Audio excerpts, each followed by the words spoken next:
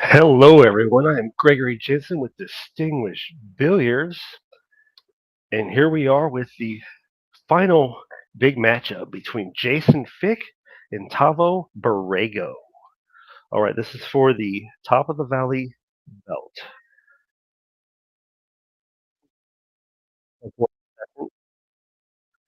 TAVO BORREGO won the spring session. Both of them have signed the belt. No, this is for who keeps the belt, who says they're the best, they're the champion of top of the valley this year. The belt has really come a long way with direction and everything. Salado stepped in, helped us get the belt. We've all been working together. Salado's on the belt. The names are on the belt. As you can see, the gold signatures going across the belt, as you see it on the table. It's been such an evolution to be such a special event here for Top of the Valley. And all the players, they challenge up the list, the way the series is put together. It just allocates really strong play between all the players. And these players are ready to get started. We're looking to see who can do it better today. Jason Fick has been a several-year champion here. Tom Borrego's really worked hard on his game and has showed up here today to take that belt home. He was earlier in there talking about, Jason's only had the belt for a couple weeks or just about a week, and he was like, "I'm surprised Jason just wanted to hold on to the belt for only a week before he is going to get ready to try to give it back to me." So, a lot of really good talk between the players, and they're ready to get started.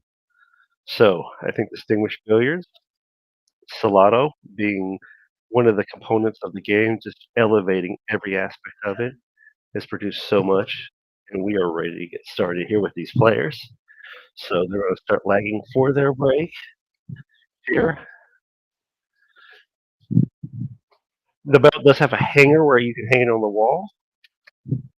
And as I just walked out there and talked to them, Jason Fick and Tavo, both walking around looking at the belt, shaking hands, ready for action. All right, so Jason currently owns the belt, and Tavo's ready to play him to see who gets it.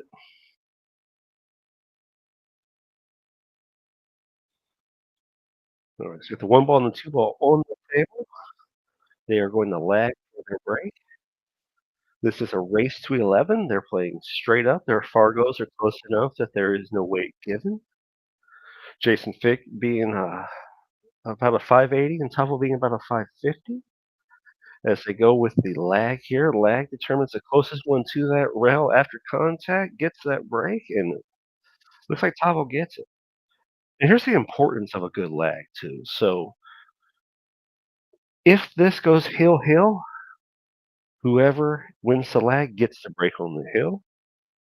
And typically with the break, you're looking for table control and the availability to do your best at keeping your opponent from getting to the table to beat you so that you can maintain the balance of controlling the table for that final game. All right, so Tavo to rack, alternate break today. That's pretty standard in most competitions these days. A winner break was an older format where a person that was very skilled at running racks might be able to run away from a game or run away with a game with a match. However, with the alternate break, it kind of evens that up a little bit. So it's about who does each rack the best, and that's what we're looking at today. Salado template rack on the table. Salado's produced a really nice template rack. It really breaks consistently, and certainly is pioneering the quality path forward for many other racks. There's not a whole lot other racks that I feel like are breaking as well as it. All right, Chavo to break. Drops the 8, looking for shape on the 1. Doesn't really get pocketable shape off the 1 ball here, but he does have enough angle to have table control, which is important. So I would expect Tavo to probably work on delivering a safety here, as he can impact the cue ball in this zone here, and then put the 1 ball over here off the rail. So let's see if that's what he opts to do. It is what he opts to go for, but he really didn't want to get into contact with the 3 ball. Does leave Jason Fick at the table now with shape. I thought Jason Fick would be shaping that one to the side, but he wasn't because of where the two ball is. If I am correct, I am at times the colorblind commentator. I believe that's the two ball. And if you see the nine ball over here, it's blocking that pocket as well as the seven ball there. And that does decrease the opportunity with two balls. So doing a safety of this function is certainly desirable. It makes Tabo have to use his jump cue to work on the jump shot. And now he needs to jump over these balls, contact the one, and after contacting one, something he has to hit or else he does not give Jason Fick ball.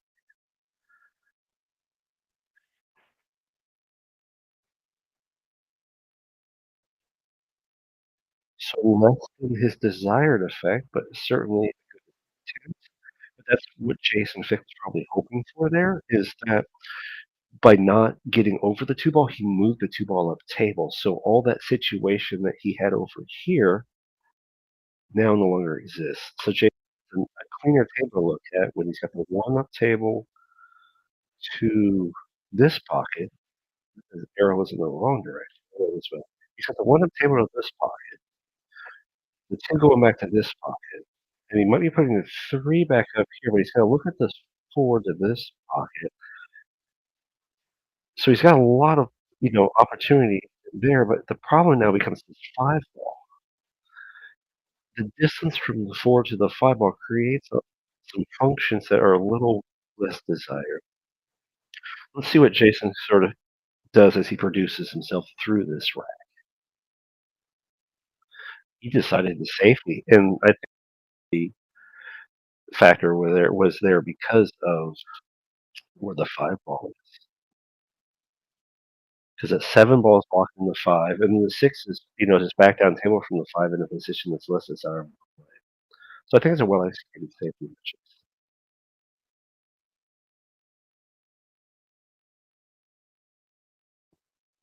I might like to see Tabo kick at this, which is exactly what he's going to go for here.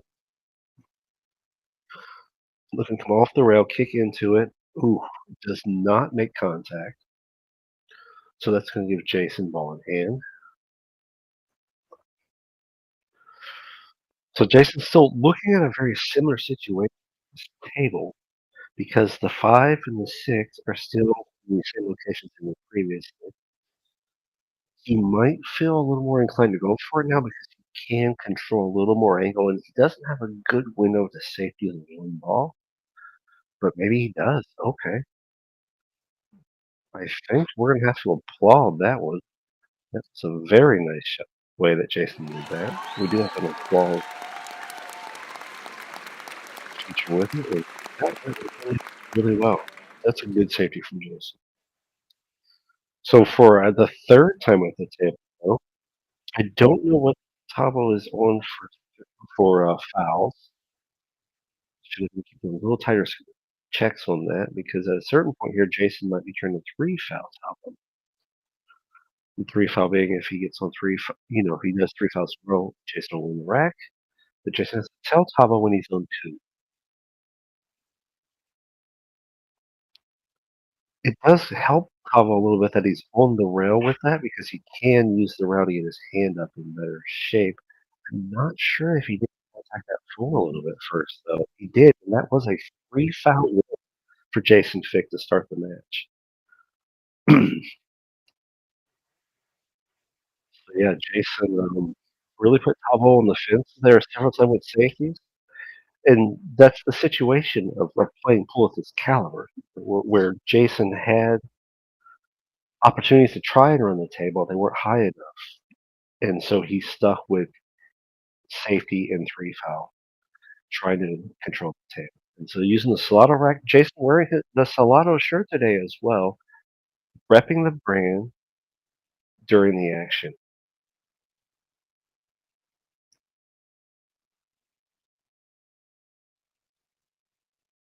Right. So 10 ball, Jason gets the Salado rack on the table.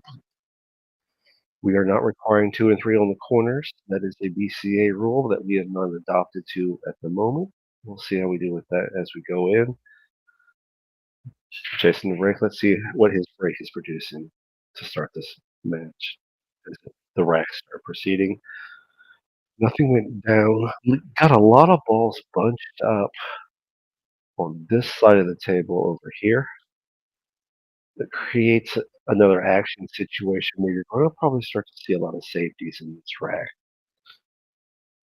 One ball. Tavo can see the one ball. He's going to be looking at a safety here due to the closeness and potential thick variance of how he's going to have to run into the one ball.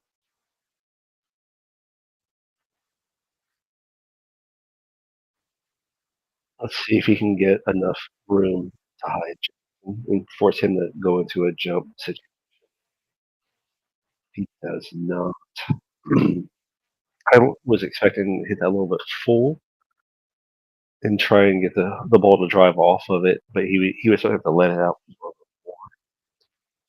So Jason does have a cut shot here, with this one, but it's not the best way to go about it necessarily unless he likes his odds on two.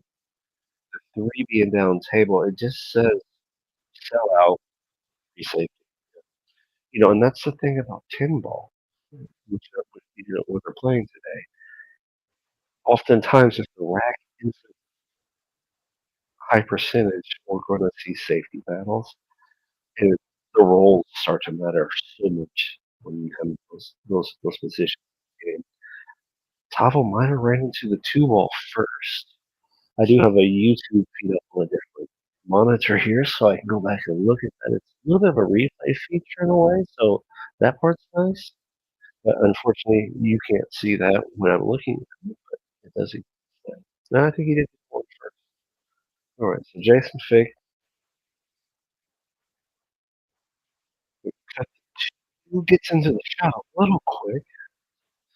I think you would see that often, especially in a layout like this, because he's not exactly trying to win this game at this point, because he understands the traffic situation he has on the table. So he might wanted to make it, but maybe he just wanted to hit it. Maybe it's Tavo picking up another one for him. See if he can't struggle somewhere. Tavo didn't quite get the cue ball across the table as much as he'd like to. I think he has an edge on the three, but at this point he's probably going to try to save it. He might try to get the cue ball up behind the eight.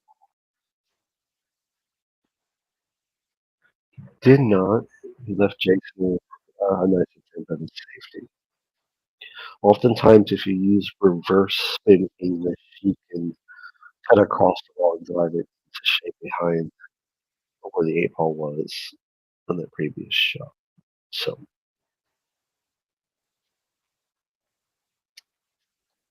no. I was looking at this three ball down the table with a five ball being tied up in this bunch creates another situation. There's not a opportune safety here for him, so he's going to probably attempt to make the ball, shape the five, and then go for it. That's a smart play. Table control becomes the factor here. At this level, quality players battling at 10 ball. It's still a game of who can do it best in every aspect. As simple as when to make the right choice, to make the right shot, to get the right shape. And cue ball here, Topple might be trying a little bit of English to this degree to stall the ball. You see the cue ball at the top right, what he can see. It looks like he's a little more on the other side of it. So he might be trying to go over. Yeah, he's going this way. But that's what I don't like about doing that. If he was trying to make, he might have been trying to make the five in the side pocket, so he was trying to drive it that way. He should have probably been setting up for a safety on this side of the ball, so that way he would be better in this line pass off of his shape. But he does get a decent safety out of it. So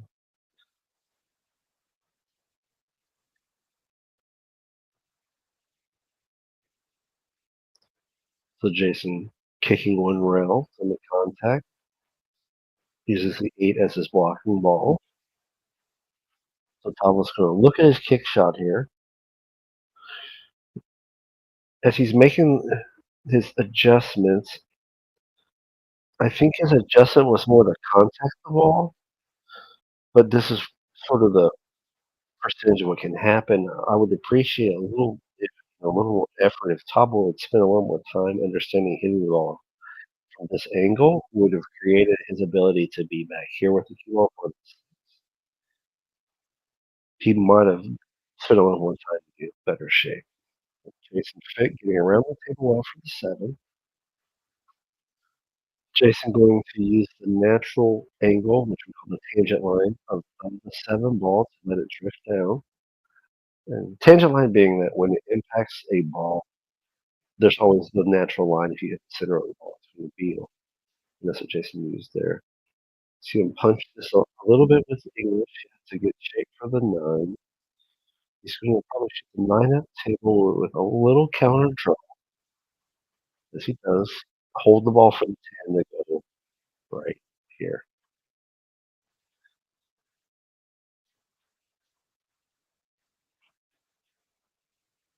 And there we go. Jason's pick going up too early, starting with the first rack with a 3 foul. Moving into a run out in the back end of that rack after a little bit of safety battle, a little bit of back and forth. Tavo with the Salado rack on the table. Alternate break.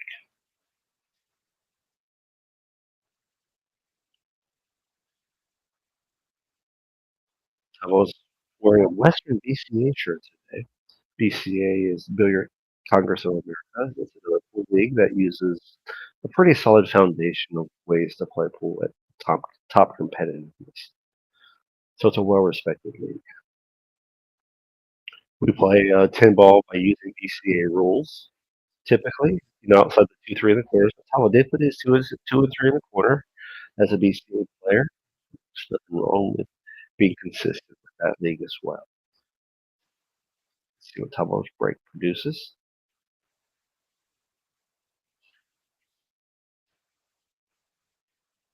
Solid break.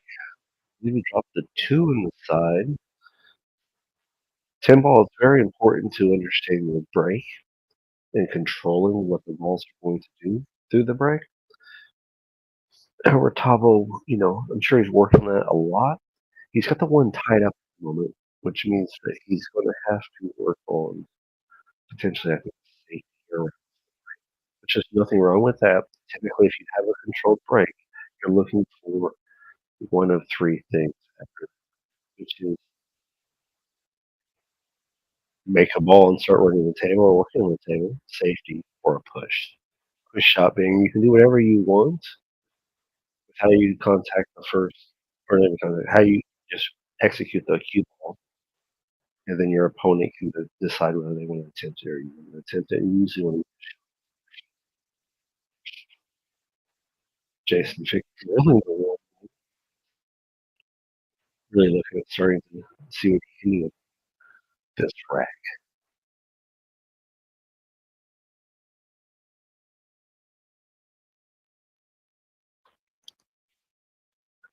A little bit of body movement at Jason Fick early there.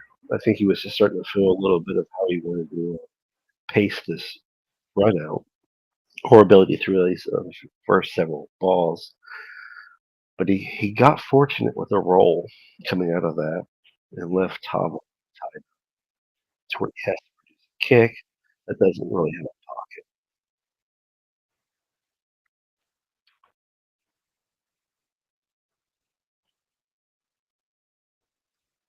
So Tom leaves Jason really close to the 3 ball, I believe. That's the 7 of the table. So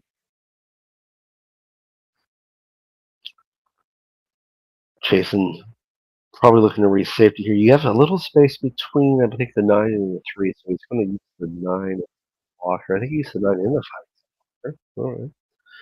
But he left Tabo a pretty solid look at a jump shot here. So we expect Tabo to jump this. in any aspects of today's pool, there are jump cues that most of us use. It's a shorter cue, typically a lot lighter, a stiffer shaft, really intense hard tip to help you drive that cue ball into the table with a little bit of angle and create a jump shot. So, yeah, that's a dart jump. There are several different ways you can jump the ball. Topple struggling a little bit with his jump shot today. He typically has a pretty solid jump ability. I know for myself and maybe other players, when you go to get into the jump zone and the way you kind of put your mind into it, you have to kind of pace your timing. Because if you power early, the ball jumps late, or the ball doesn't. The ball jumps early as well, and so you don't execute. And that's where you want to look at the timing and how it feels as you do it. So Jason, looking at the setup of the balls here, he does have the option or the potential, rack to run out. He might be trying to cut the three up and shape the four and start seeing if he can't run this out. Four going by the six is a little tight, but I think at the table it's probably not quite as tight based on his body language. Using the speed to try to favor the shape to the five does not work out though. So Jason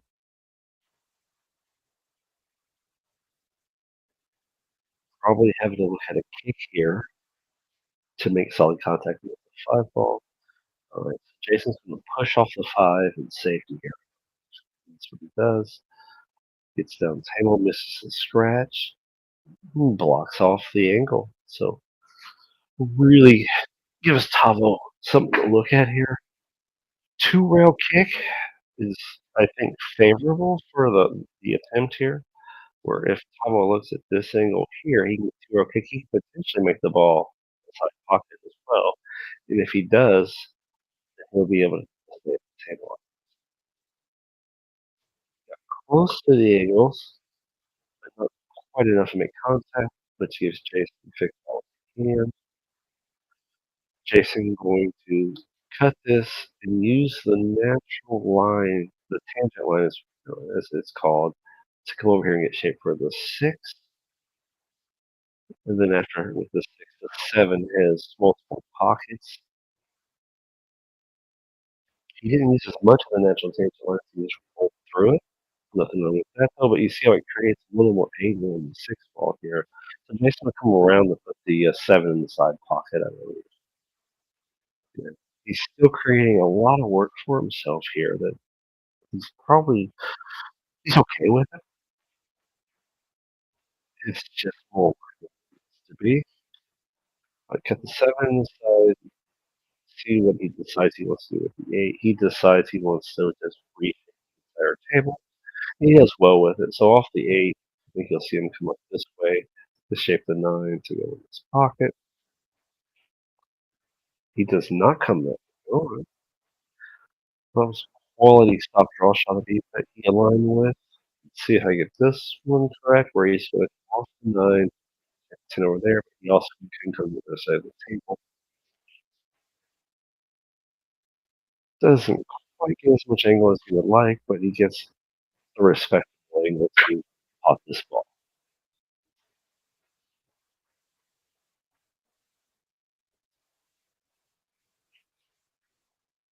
As he does. So Jason going up 3 racks early here in the battle for the belt. As you saw in the beginning of the stream, the top of the valley Solano belt, where no one owns it, you just keep it and put your signature on it as the which also can bring us up that Solano is a big factor in this. We can take a look real quick here at what they're doing Want to feel the pressure of and competition what they are. in your everyday pool games against your buddies? Want to send your own matches to FARGORATE? Download Solano now. Your race, your place. It's time to make your matches count. Solano, the pool player's app. now featuring monthly cash and prizes. Yeah, so Solano being competitive, you can use to report all of your games to Fargo, and Fargo being the rating that we all use as players for this game. Most players are typically between 400 550. Anyone above that is definitely an advanced player, but 520, I think 400 to 520. You're above 520, you're usually a pretty advanced player. But you get above 600, you're a very quality player. If you get 700, which is very few people, you're semi-pro going pro. And once you hit above about 730, you're considered an entry level pro. Most pro players are about it. The numbers matter as pro players progress. More body movement from Jason there, as you saw. And I think what you're seeing from Jason here is just a little bit of how he's feeling his advantage at the moment. His safeties have kept TAVO from shooting in the way they're working through it.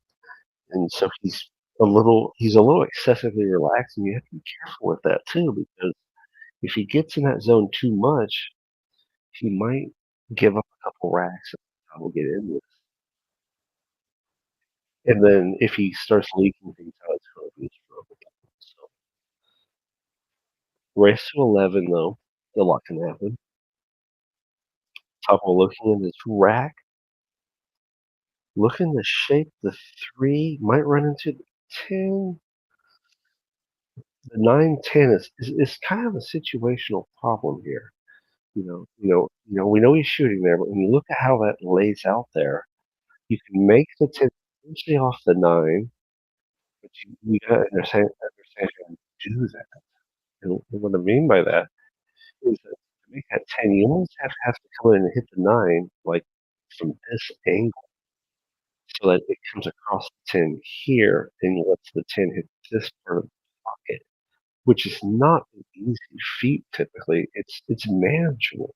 But that means that the player, if they want to run this rack out to win late in the rack, they have to understand that now.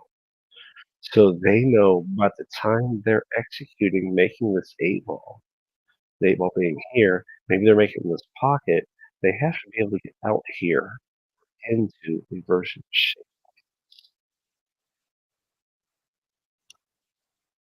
Otherwise, we're going for different versions of safety valve. I think that's the play to be working with. So Jason takes that in a 1-6, but he's going to potentially cut this in and get 2 rails back over here, maybe even this much to shape that 7 ball to get to that angle I was talking about with the 8s. Let's see if he gets back there. Don't run into traffic. He gets underneath. Danger, danger. So he's still okay with this. He's just got to figure out how he's going to use his stroke and his abilities to get back to the positive angle of his 10 ball, which I think he wants to be right somewhere. How tight is it? Like here for that 10 ball? Does he get back to it? He got close. He got to a good angle for the 10 ball, but he gave up some on his body movement there with the 7. I don't think he really quite found or settled down into that shot.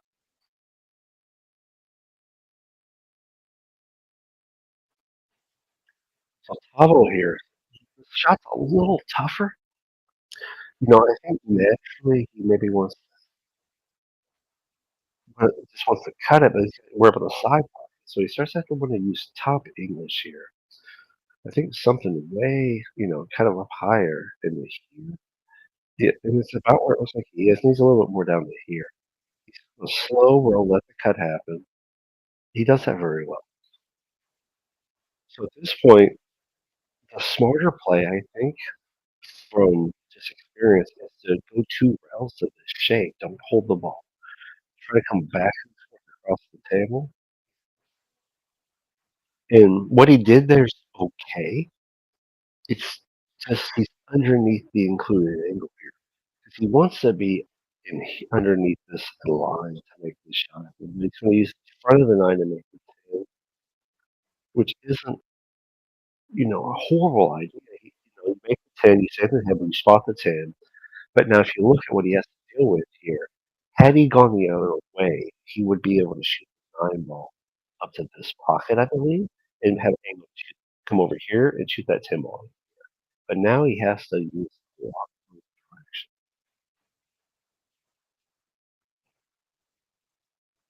He gets the nine, gets the rail, gets enough angle on the 10. Then what manage? Well, yeah, so he says, I want to be here, and you do want to be there, but that's not where we're at. When you look at this, the cue ball should end up over here with the speed, but he actually doesn't overspeed it very much. So he well shot that cut in. So it's TAVO.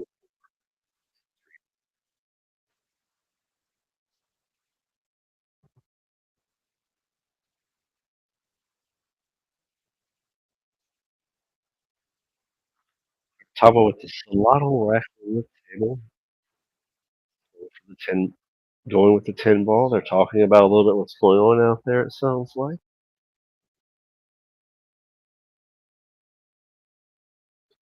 using BCA style rules for this. Previously, it was two since in the corner because that is what BCA is doing because it makes a consistent outcome for how the can go, and BCA has decided that that's their best version of what they want from that. And on top of the valley hasn't quite adopted that. I'm sure it's probably coming next year.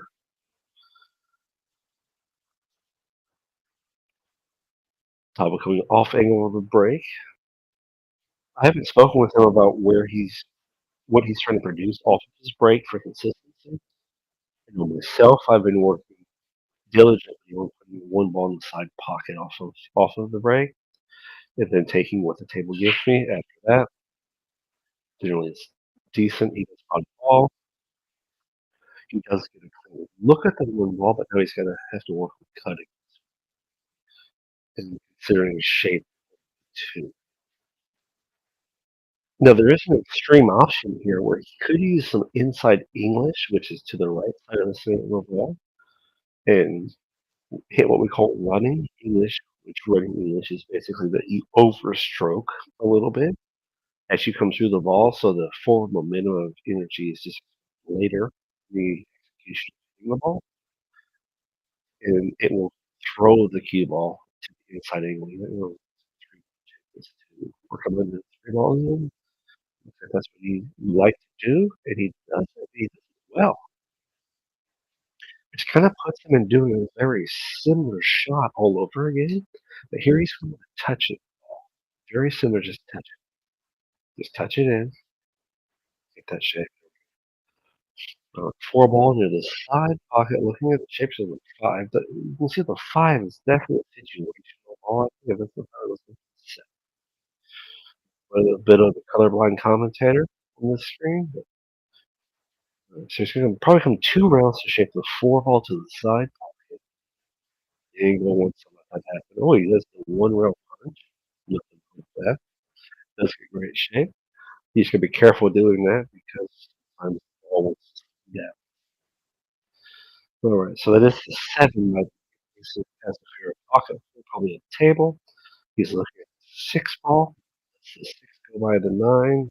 The way he hits this will tell us it does not go by the nine. The inside cut is really, really phenomenal. That is far better than what many people know or understand what he did there. So we're just going to give him a cha-ching off of getting that to work out and clearing the angle. So he's got to figure out the set at this point.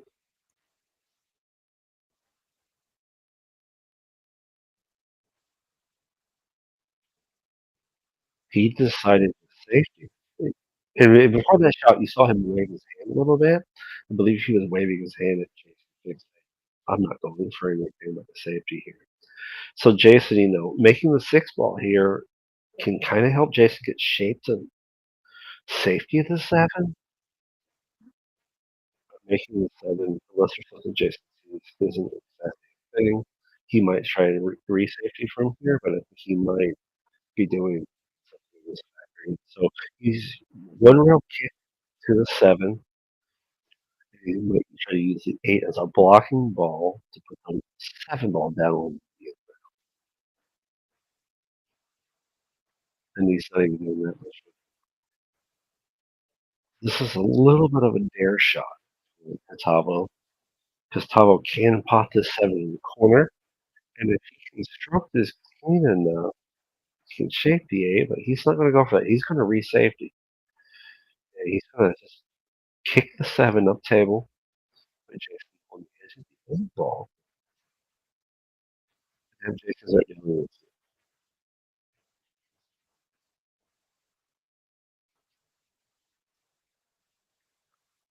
Alright, so Jason's trying to figure out kind of how to go about this. And this is a thing that, like, some players have an ability that they're working on, including myself, where we can jump within a quarter inch of the ball with a particular jump cue, which is a skill that I've been very enthusiastically working on to be able to be in this situation and go, well, I've got an answer. But Jason has an answer too with a 2 round kick. But this is what happens there is had he been able to jump over that, he could have put that cue ball on the other side of the table. Maybe he could put the cue ball up here and left the 10 ball here, and he'd have a little bit more of a safety, whereas he actually gave Tabo the opportunity to run. So I expect to see Tabo here put 7 in the side, 8 in the same pocket, kind of rushes into his stroke a little bit there, not not really feeling his lead as much as he wanted to. I think he's coming out a little bit here, come off the round shape at 9. Ooh, he's really just putting himself in the more little fires as he's going through this rack. I feel like I'd like him to settle down a little bit pre-stroke, so a little more time getting through it. He's having to work harder than he should, but he produces that 9 bank shot, which is really nice timing that he that shape this 10 ball. Now I can take just an extra moment, get ready. Strokes a little big on the bridge. Doesn't do too much to sell out there to put 2 on the board. So they're staying close here. Jason made a couple mistakes in that rack. Just not quite potting a ball the way he should. And let's Pablo get up, get one more beside his name. So a 3-2 race as the battle ensues.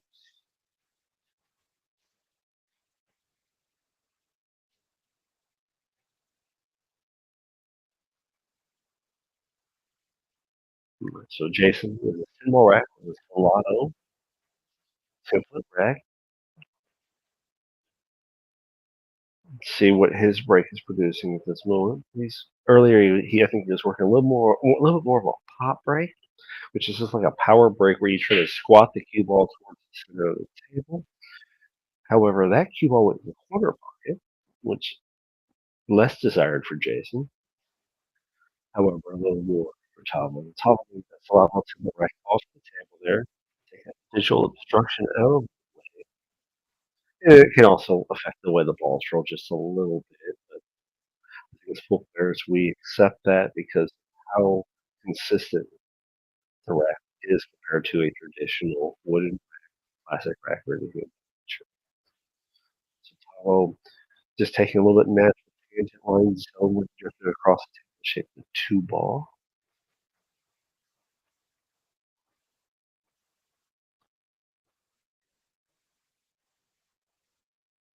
So as he's checking this out, we can take a look here at the other angle where Tabo is showing his body language. Let's see if he stays down. Well, he really does. You can see his body not move at all there as we rep the diamond down, of course, the top left and top of the valley on the top right. Here's dibs. We'll go for the safety factor. All right, Jason Fick. Body coming across this way. We're going to look at the table here and see what he kicks out with this. I think he might have ran into that 8 ball a little bit first. It looked like it moved. Let's see if we're right here. The players will let us know. Jason Fick usually understands where the ball's moving, how they do it. Tries to do his best, being very on his player. Yeah, as he does so there. Set back to TAVO. Go back over here. See what TAVO feels about this. Jason Fick sitting off camera in the back area.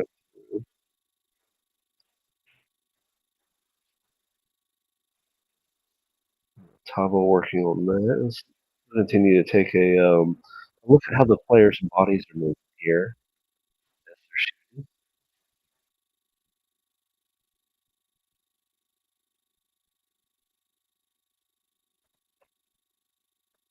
TAVO really leading with his eyes pretty well right now, breathing. Feeling the pressure against Jason Fick. See a draw shot here off the 6 to shape the 7. You can see his body kind of settle into it as he's doing. Pushes big. Shot, unfortunately. You can see just a little bit of just the way his breath sort of moved his stroke as he just wasn't quite confident with it. As he sits down and thinks about it, sees Jason at the table in front of him.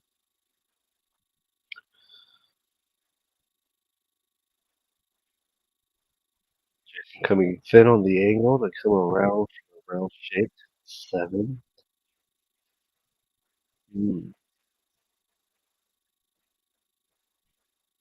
So Jason on the shape with the 7. I think he might come 3 rails through the ball to shape the 8 to the corner pocket, which he does. He likes this a lot too. If we go back to the view here, because he gets to go. Oh, actually, he doesn't get to go downhill for that. He's got to work a little harder here. He's going to go forward through it and take the shape, which he does well. Now you're going to see Jason spin this ball, I believe. He's going to come put the dot there. He wants to come through here, and it's going to bring out the shape for that 10 ball. Speed is a factor here. And yeah, see, that's what happened. Yeah, Jason really wanted to be on the other side of that angle for that non-impulse shot.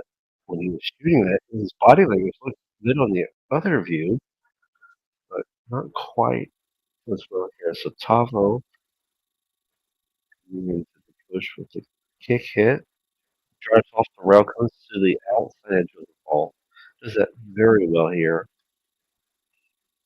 to give him the right angle. Nice soft hit with the body movement.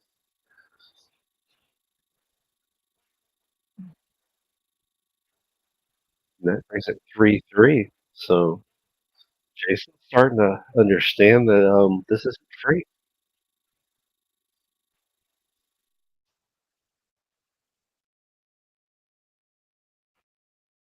The alternating break in effect here as well. So Tabo won the lag. So if it does go heel, Tabo will get that final, which could be a big part of the process as things come about.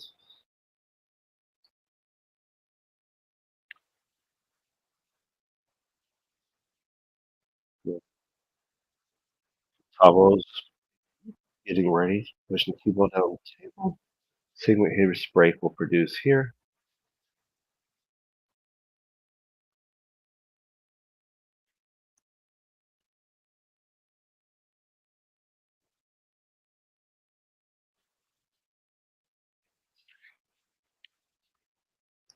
Tabo strikes it well. I think he dropped the ball. I didn't quite get a good view of it. Let me check on the lag replay from the YouTube here and see if I see what ball drops for him as he gets ready to look at the one ball he has to make contact with him. It's going to push. 8 ball does go in the side. That is what happened on that break. All right. So that's where he's at with that. I don't know if the one's going to go to the corner pocket. It looks like it might. You know, that's the thing when you drop the lines. Right inside the edge, you go, yeah, I think that one. It would have gone, it could have gone, but it did not go. I think we saw a little bit of body on top of there, which is the way he was sitting there.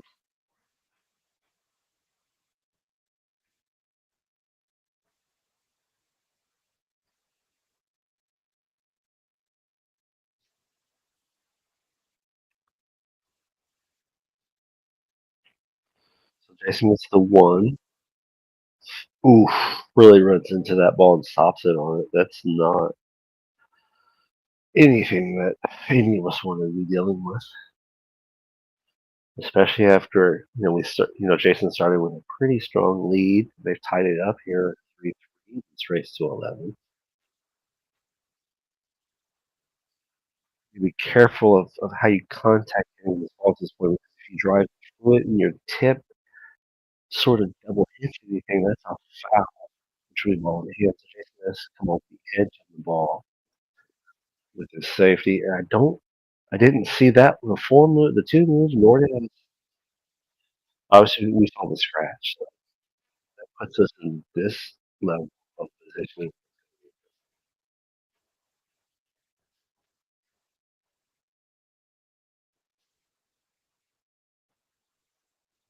So TAVO's table here this is a table that you can run out, but you gotta use the angles correctly. There's a lot of work to be done to shape between the 5, the 6, and the 7.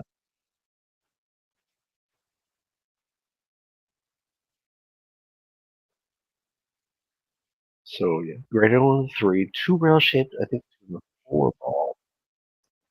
He does.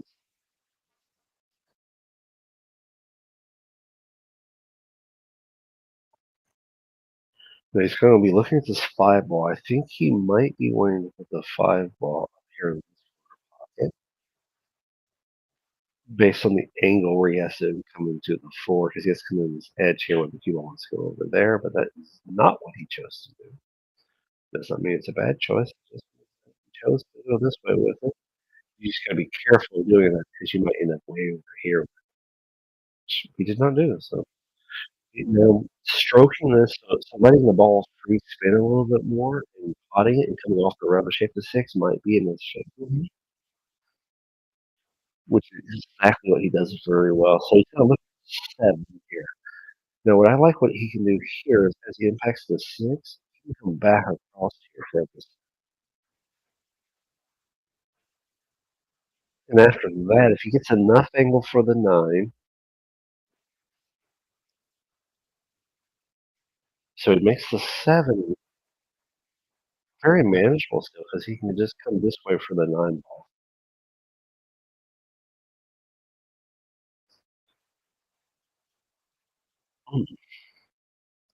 Does that well, does that differently, but does it well. So at this point, coming into the 9, coming this way to shape the 10 this way. He also can go the other direction with it.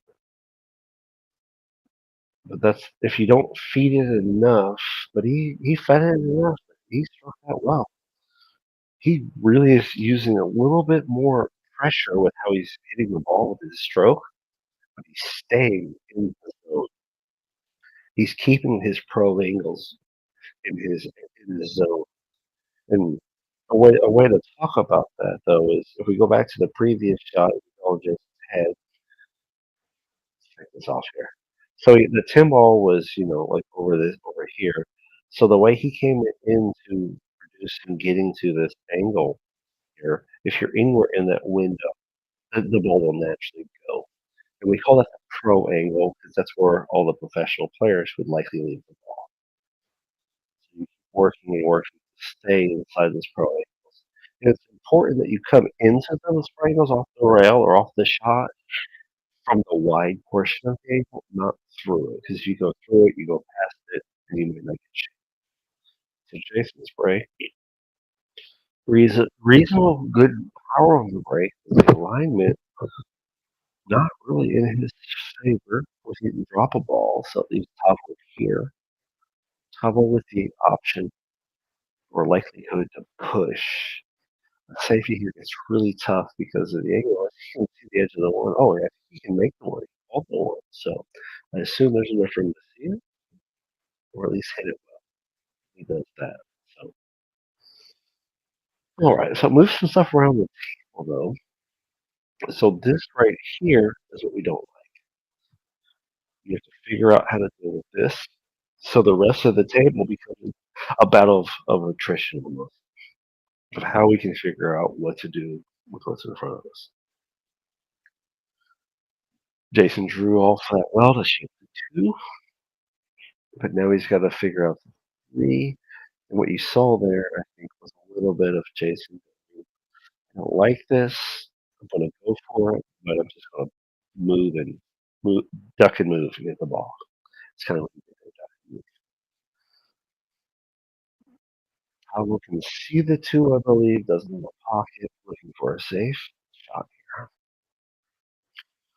Contact was good, rail was found. Not exactly safe, though, because he just opened up Jason with the ability to see the two. I believe the three is tied up to the eight here, so you're going to see Jason try and break that three off with this shot, or not. Okay, a little bit of different thing, misunderstanding there. Let's see what Tavo looks at here with some body movement, or how his body responds with these shots, because there's a lot of different concepts on this rule.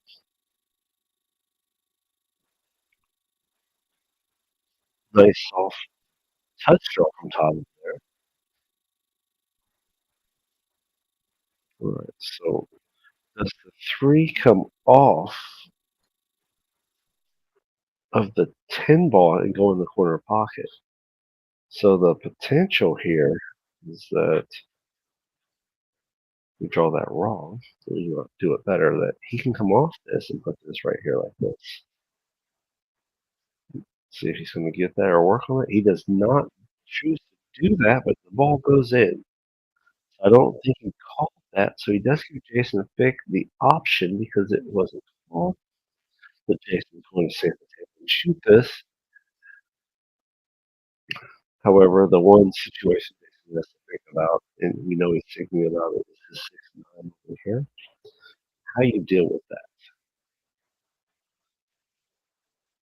He does get a little something here that he can work on because he could hit this in and come across the table and break this out like this.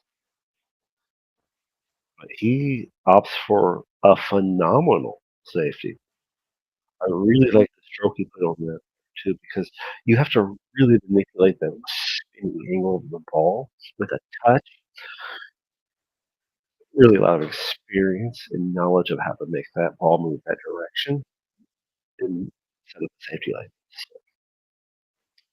So top, but however, it's not a dead safe to where it's guaranteed that Powell cannot impact this five ball. He's going to call the five in the corner and go after the kick shot. Delivers it wide, but misses the 6-9 contact there to separate them, which is in Tavel's favor still at this point because no matter what Jason does here, not no matter what Jason will do here is safety. Because the 6-9 is where it's at, Jason will safety. Both players will safety this until someone figures out how to deal with the 6-9 situation.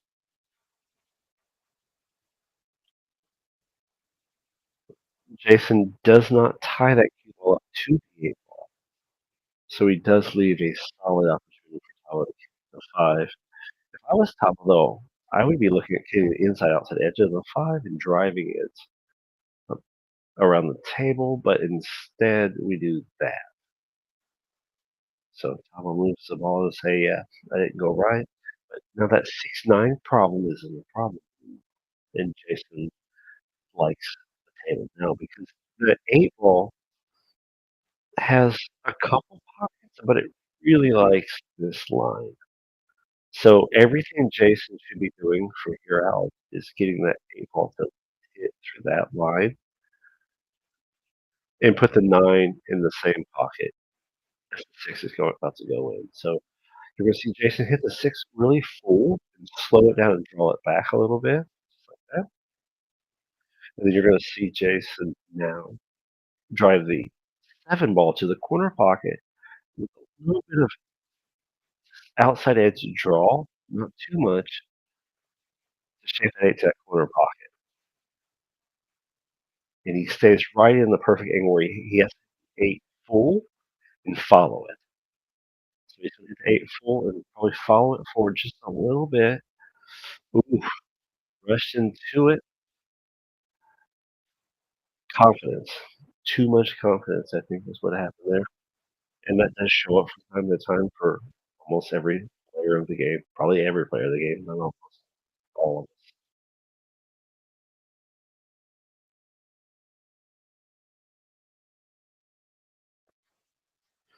All right, so now TAVO is left with a pretty hardy shot here.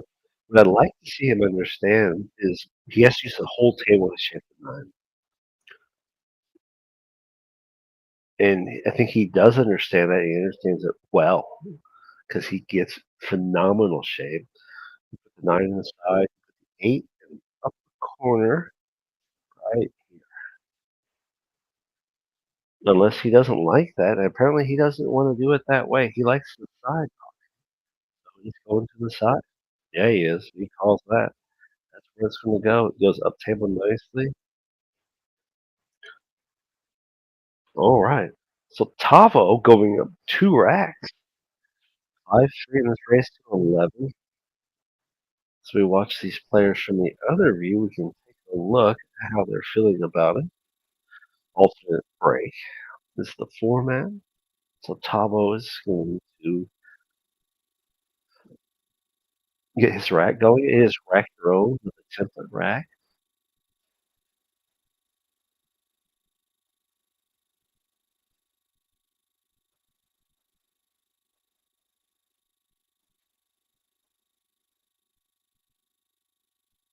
It's a diamond down on the left, Taco Valley on the right.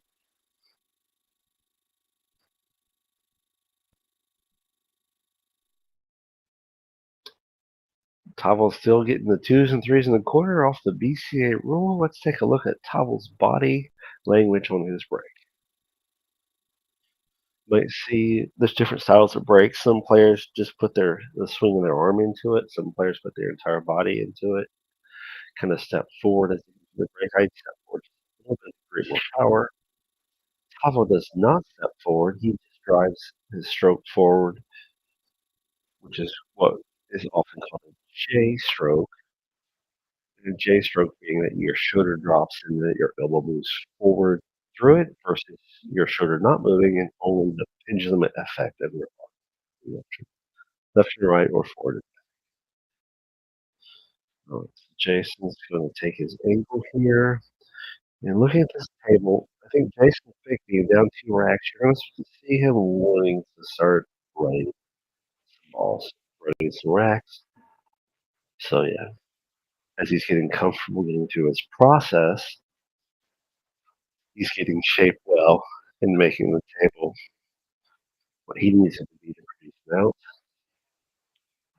It's that full strokes through it with spin to shape for the 4. You want to see him just be consistent with his movements and how he feels about what he's working with. I think he got fortunate with how he ran into that 9 because he wanted to come across the table and be a little better on the 6, but he's fine. He's going to run that up table, stall from the inside with his rail shape. Now, this is a bigger stroke to punch through to shape that 9 ball. You're going to see him bigger stroke it, get the running English on it. Jason really starting to feel a little bit of minimal how this rack feels to him. 2 rail shape, I think, for the 10. He could try to do it, but he's a little flat what he's got with it. He might draw it back and just take the angle. No, he's going high with it. He's just going to take the shot that he has, which is oftentimes sometimes the best thing to do is not make it worse on yourself. Take what you have that you can get to, shoot it to the side. It doesn't fall in. He's going to be a little upset with that. All right, so obviously it's a back cut to the side pocket now.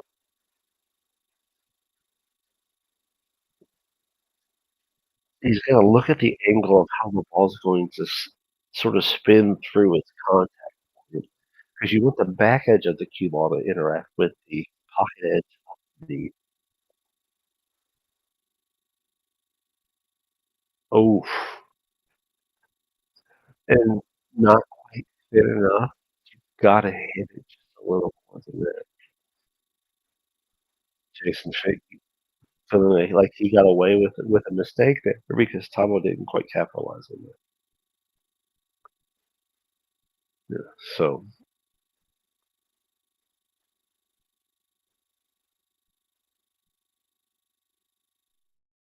Jason Fake gets a lot of rack back on the table. 10-foot rack, producing that really solid rack every time. Make sure you punch the score up 4-5. Players are playing very close here with their mistakes. The way they're producing the outs at 10 ball. 10 ball always being a game of how well you can do each part of your skill set. Because as I like to say it, there's about 5 skill sets you use in this game, be it break, jump, safety, run out. And how good are you at each one of them? I like to stay with the level of talking about their fives. What number of those fives are you at? These players typically are pretty close to a 5 at potting balls. Can vary up and down, but they're typically above 3.5. And then it's about jump. I think Jason Fick's jump games about a point higher than TAVO's. Safety games, it wavers some between both players. However, I think Jason Fick's safety game is still about a point higher than TAVO's. But even the break seems pretty even for both players at 10 ball. Both players breaks consistency of what happens, whether it's good or it's bad. But now it's about choices and how well you produce it when it matters. Jason choosing to not pot the one ball and to set the rack up for a different outcome. Big part of it basically because how the table layout is, it's not the easiest table to deal with. And so we go with dealing with a chess match. This is which player is going to be our Bobby Fischer today? If you know anything about chess, it's a common name. It's one of the better chess players, and not quite safe for Chavo. Gives Jason the one, but with the two ball over here with this 8 ball, Jason really wants to try to get over here somewhere to shape the two thing, but he does not. He might want to just go right back to a safe. That's another strategy is to keep working on table control, however you decide to do that. Maybe he tried to pot the 9. Does give Jason or Tavo now opportunity to go off the 4 ball and gear him into the 9 ball. Do it slowly. The 4 might go down table. But there's still the 3 to worry about. He does shape 3, but you're going to see a big shot here if he wants shaping 4. So Tavo has to decide whether he's going to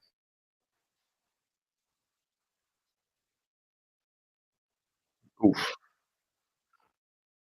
hit that a little heavy for shaping the 3. He might, if he's got room, the 4 becomes natural. He does have room. So cut the 4 or push the 4 into the corner pocket. 2 rail shape with the 6. You want to stay above the angle. Oh, he goes 1 inch big. I don't like doing it that way. Doesn't mean I'm right. It just means I don't like doing it that way. What I would like him to do here is he hit that 4 ball. You come off 2 rails. You get to shape the 6 to here. And then had he potted the 6, he gets shaped to the 7 this way, and then he gets out and puts the 10 here or here, but which wasn't the outcome there. So Jason's going to work on cutting the 6 ball, get shape, hold shape for the 7, and here once he does that. He's got many options for the 10 ball, but if you want to call something, I want to say the 10's going here. He might get enough room to put it at the side. You know, if he hits it. Yeah, he kind of struck that a lot. I thought he might not do it that way just because he doesn't want to be too thin on this field, but he does it well enough to tie it up 5-5.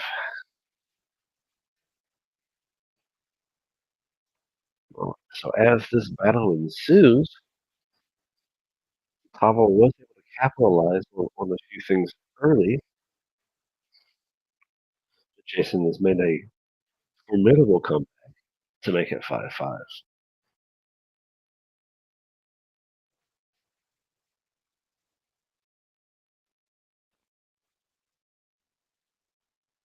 So at this point, wondering, if Tavo's starting to consider thinking about slowing down just a little bit. I'd like him to play just a little bit slower.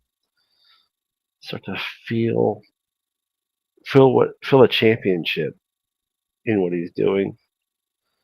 Hydration is key. Tavo staying hydrated for the match. Um, Players do have different cues. Tavo, grabbing his break cue here. Typically, a break cue has a stiffer shaft, a little more weight to it, harder to. You're just trying to drive as much energy and consistency into that paddle ball, get to a position, and work on it.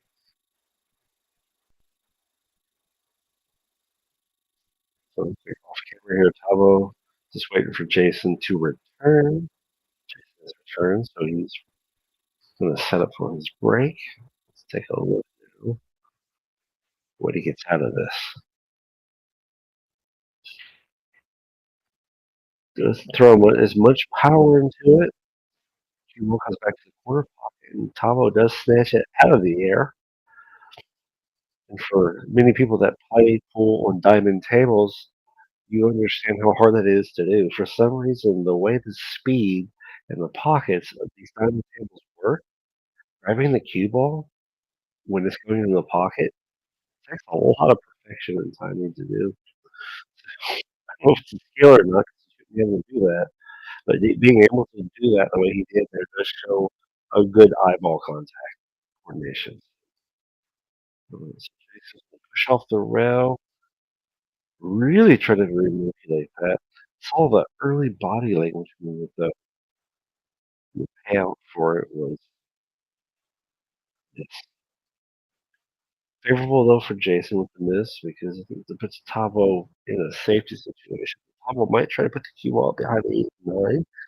He's gonna tie it up some for a nice safety, which he does do. He really buries it right between them, but gives Jason a jump window.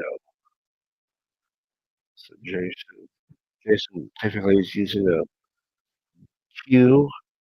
I know the shaft is from Bob Daniels, cue maker from Washington State. Don't quite recall the butt, but he might have his shooting cue out instead. A lot of angle to kick at here. 2 rails to the kick. Doesn't need contact. Going to give top back ball in hand. He'll put a tied up battle at this point. Race to 11. So 5 games apiece, both done. 6 games. So we're in a race to 6 now. As both players have made mistakes and capitalized on each other.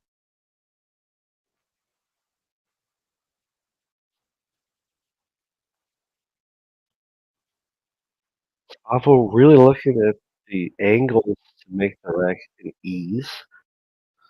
This rack can produce something. You gotta just be careful how smart you play the choices. Going to go forward top to reshape for the 5 ball, I believe on the side. Going to stay down, let the ball get to its space, which he does well. I like how he's inside the 5 angle because now the 5 angle produces a one real shape for the 6 to the corner with little effort. Just touch, let it go. Like he does there. He does it well here too. I'd like to be a little further out, but certainly manageable with a cut. You can push this forward off throw or draw and drag it over to the 7. I would have thought he would draw, but his body tells me he's going to come off the rail. Yeah, so one rail shape to the 7. I like his focus. I like how he's feeling the shot speed, stays with the rail, misses the slide pocket, shapes the 7 pretty straight, but he's off to the left just enough that he can come forward 2, 3 rail shape stay or draw back. I think you might see him draw back. Yeah, his cue says he's drawing back. Oof, little bit of a confidence issue, I think, on that shot, unfortunately for Top. If he tried to just power push it off the rail, I think a little more body misadjustment. What I mean by that is if he would have just moved his body to the right a little bit more of the shot line, you get to draw stroke that and naturally still put the ball in the pocket, and the keeper will draw out to the left but that's a skill you have to work on understanding is like how can I put myself in a misadjusted position for a positive outcome. See if I think he left enough window for Jason to see the 7. Probably see Jason go 2 rail shape, potting the 7 on the side for the 8. Jason going to the corner pocket, and I did hear some loud vocalization from the other room because I'm next to it, and so Jason obviously not liking it. So he gives TAVO ball in hand with 3 balls left in the rack. I suspect TAVO winning to put the 8 ball down to the corner pocket, but he's okay, so he's going to cross table. He wants to be able to use his forward English to let it drift to the 9 shape. Nice soft to the pocket. And he's got multiple pockets for the 10 ball here. Judging as a commentator what ones he wants to use might differentiate. That's the thing here. So indecision is not your friend, so you know where you want to go. So he's going to 10 in the other corner pocket. And the reason why I'm saying that, or what you should be thinking about, is because the angle of coming into this lets that cue ball want to be about right there. So if that cue ball likes to be, no, it doesn't like to be there. It likes to be a little higher up. It likes to be here, which he doesn't really want that as much. Yeah, see, that's what happens. That means the 10 ball now has to move up the big square. He's going to back cut that. I would almost think he should put it in the other corner pocket, this other direction. But however, he does get the spin through the angle, so nothing to sneeze about there. That was a misdirection of the cue ball that really didn't go in his favor, but he was able to keep himself in his understanding of it in a very positive way. Yeah, so Jason Fick down 1 rack and a race to 11 here. Salado shirt on the string. Salado sponsoring Top of the Valley, being a big sponsor in the part of this finals at Top of the Valley for the winner of the belt. At the top of the match there, you saw the belt. It's a 9-pound professional wrestling belt designed specifically for distinguished players. Did Salado and the whole group for Top of the Valley. No one ever owns the belt. We all just are caretakers of the belt. However, though, if you can win Top of the Valley, you get to put your name on the belt. You get to caretake that belt. Make it the focal point of your pool space, your pool life. It's certainly always something to be looking for or towards if you are a competitor in Top of the Valley. All competitors of all skill levels to come out here, compete, and do their best. Tavo's looking at a push here. So he had jump opportunity to make the 1. Didn't like it, probably because of the shape of the table. So instead, he goes after a push shot, which is a push shot, the first shot after the break, and either player can be where you move the ball wherever you want to put it, and dare the other player to do their best with that or give it back to you because the other player can always saddle to deal with this. However, Jason and any other competitive player, we're rarely going to get something back if we can touch it. Because if we can touch the ball, we can maintain table control, and especially at 10 ball, table control is key.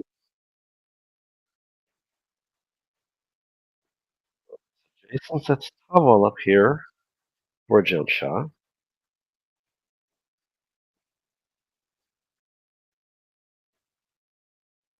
As you could have seen before the previous shot. Sure, Jason could have made the ball, but making the ball would not be in good shape on this table. It's just a little off angle. You start looking at the angles of how the ball's playing, and you just have to start figuring out where the percentages lie and who can do it better.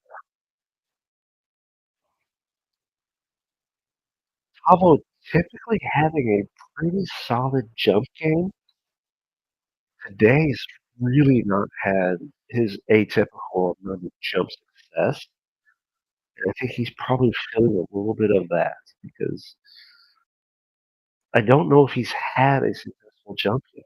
If he has, it's been only mildly successful, where I've seen Tavo do a much higher quality million. So now, here Jason Fick understanding that, looking to go for the free foul, which is where if he gets Tavo on free fouls, he will win the rack. But he did give Tavo a pretty manageable kick.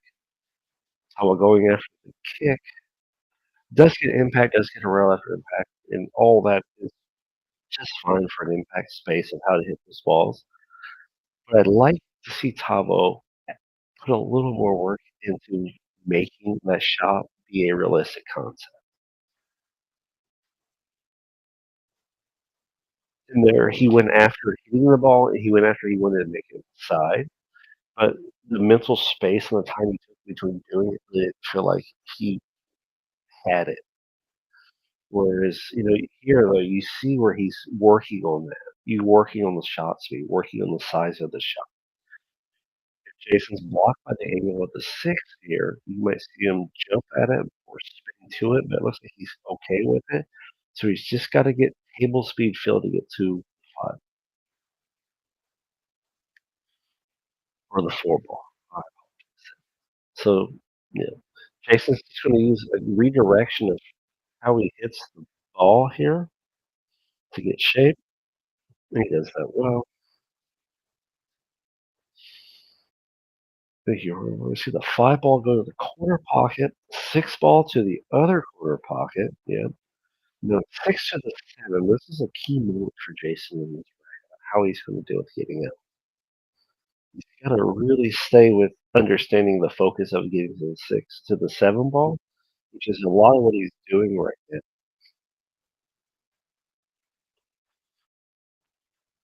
So I think you're going to see him work on the draw shot. Yes, really nice draw the way he keeps the angle. He's made the angle from the 7 to the 8. Man, he's going to come back around the table to put the 8 in the corner, just like that.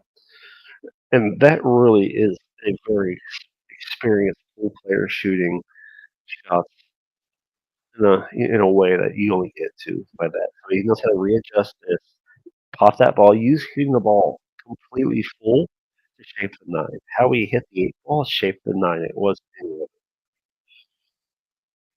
Draws back off the 9. So he's really feeling some of the pressure from Pablo getting some racking on him. So his focus and ability to produce here is really amped up to 6.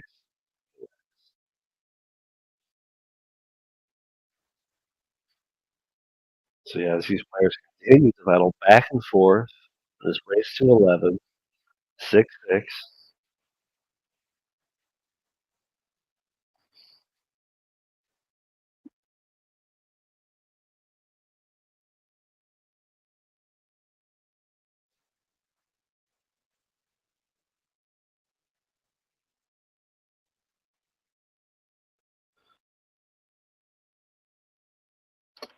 TAVO repping the Western BCA, a big entity in our pool world. I guess most things are using BCA style rules. Alternate break, so TAVO with a break. Give you guys just be off mic for just a minute as I take a quick commentator break.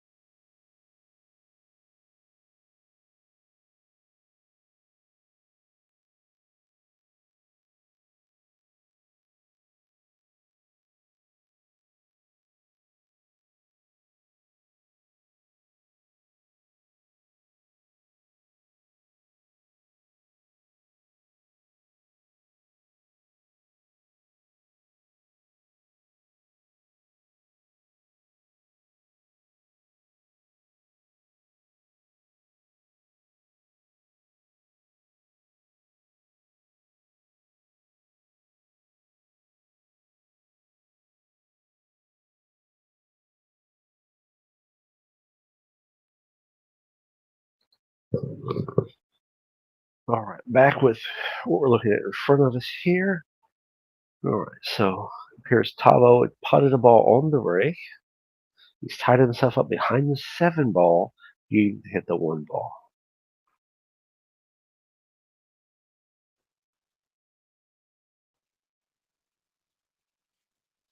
He's got a lot of work to do here. I'm wondering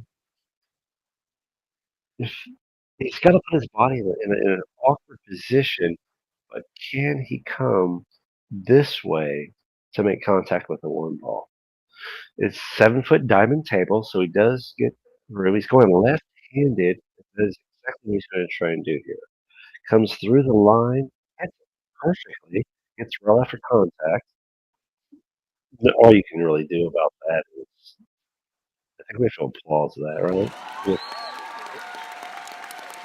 Whatever. That's Jason up for a medium situation, but you're going to see Jason, I think, with safety here. This isn't a bad rack to deal with. There's just no real solid window for the 1. Jason has to. You have to worry about rail speed with the 1 at this point, and that's what Jason's kind of considering. I think here is that getting the cue ball safe while getting the 1 ball to contact a rail, or using the cue ball off a rail. You got to look at the rail speed and contact, and he does it well when he approaches that. But what he does leave TAVO is a really solid jump shot to. It's a little dire straight with how it goes about. But if we look at the way he jumps this, if he lands it about here and puts a lot of top push in the jump, he can pop the 1 here and actually get the ball to draw back and still have a lot of opportunity at the table. He's going for the 2 rail kick. I think his jump hasn't quite he had the confidence today as it's had in the past. I've seen Tahoe do really a lot of solid jumping. Whereas right now, today, I don't know if he's produced a single good jump shot. If he has, it's only been 1. He's had a lot of situations where Jason, had him jump, and he just hasn't produced the confident jumps that he has seen before. But it hasn't been enough to keep him out of it. But it's just a skill set that you have to have a foundation on if you want to be a champion in this game. Because when push comes to shove, getting up and punishing a safety with a phenomenal jump shot is a factor.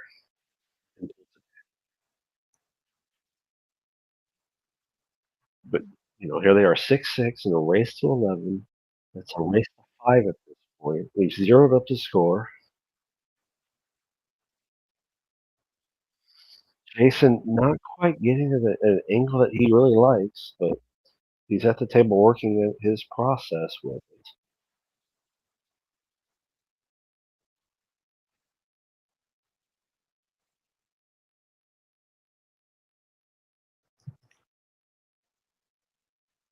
He's trying to show the angles of what he wants out of this. Does take some work.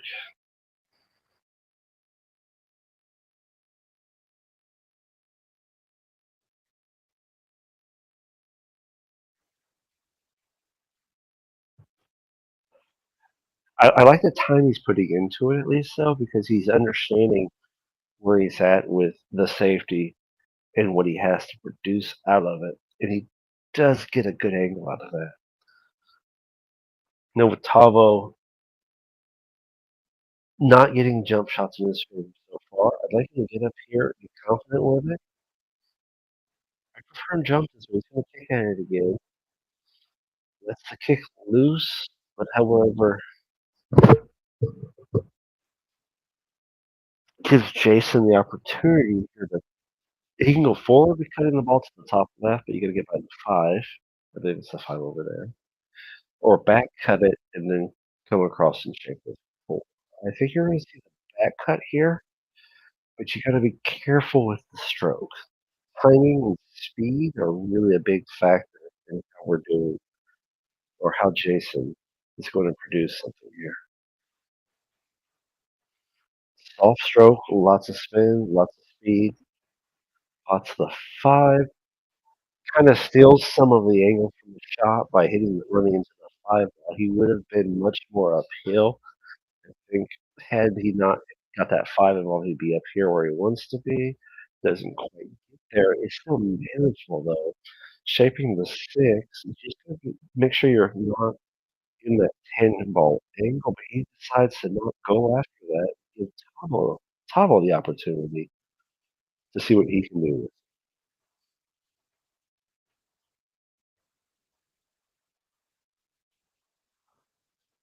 So Tavo's going to just cut this four up, and he really doesn't have to do a lot with it. Just slightly above pocket speed, and you know what I mean by that.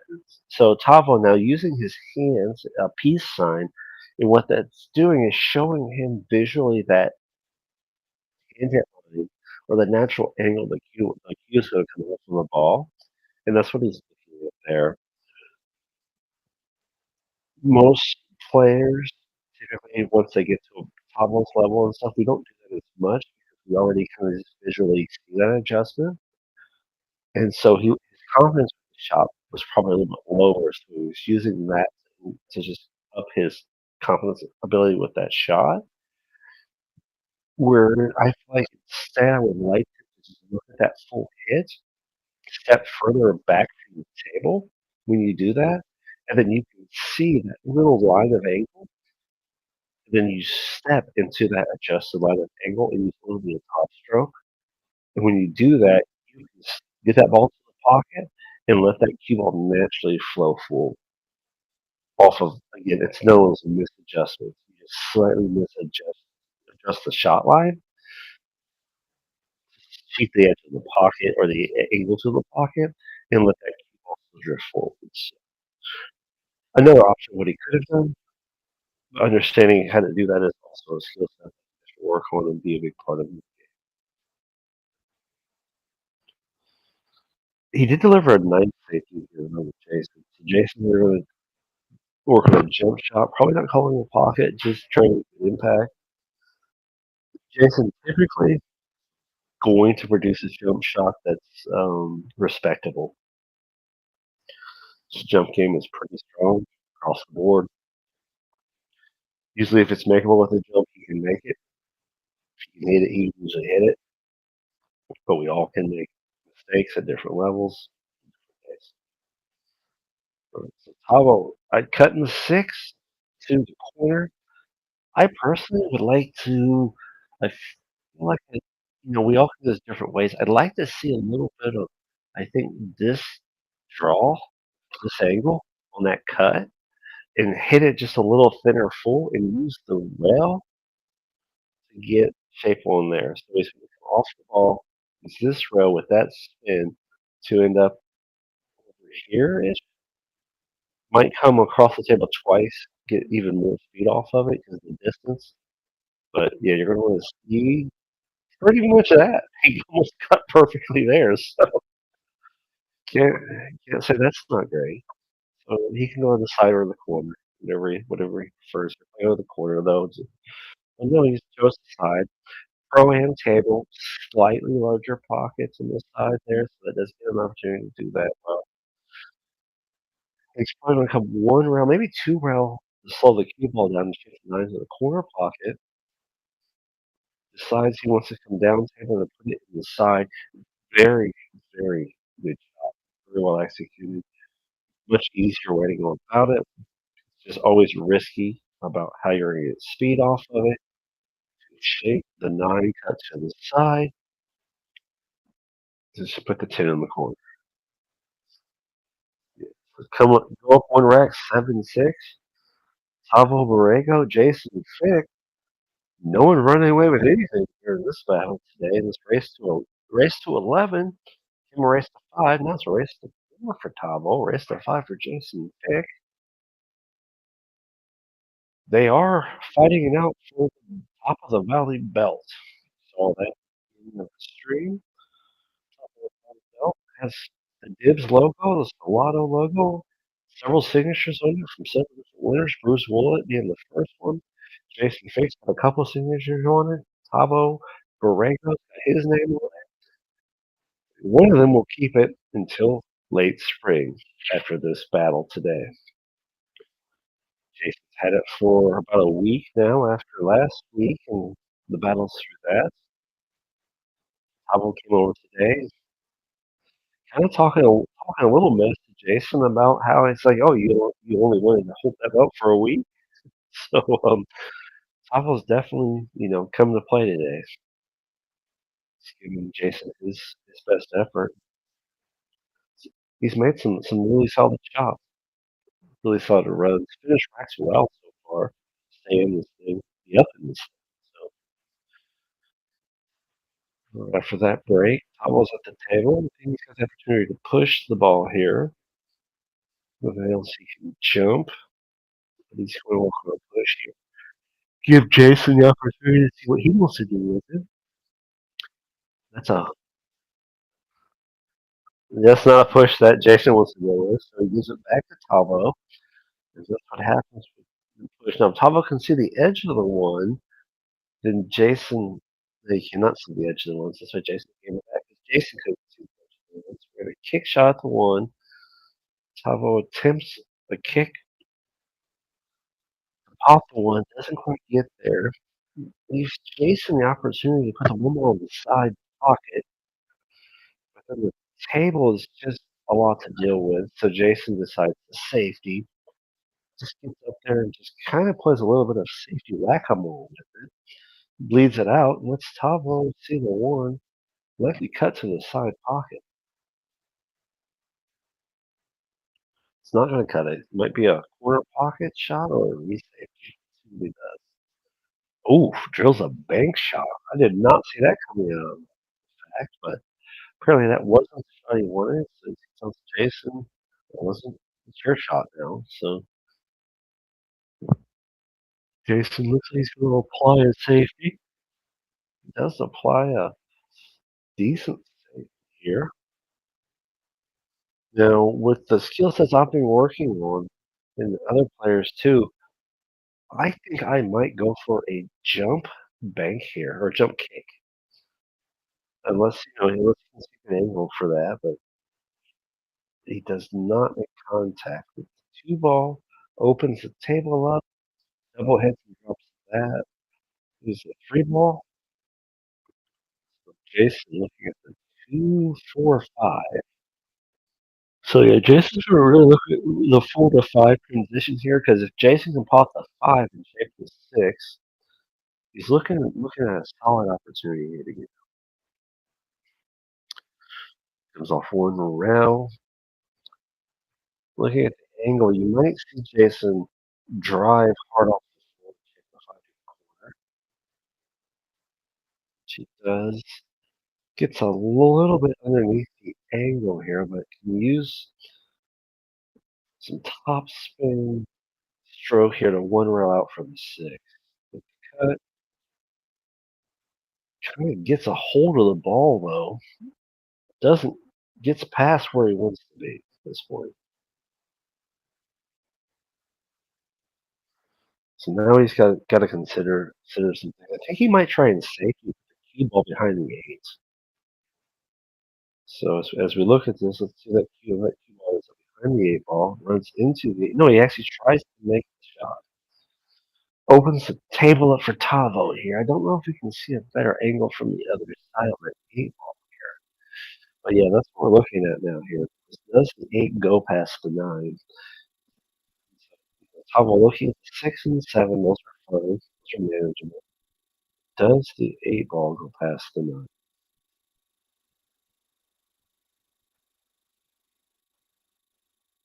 It's going to come across, might overwork the six ball shot to get shape on the seven.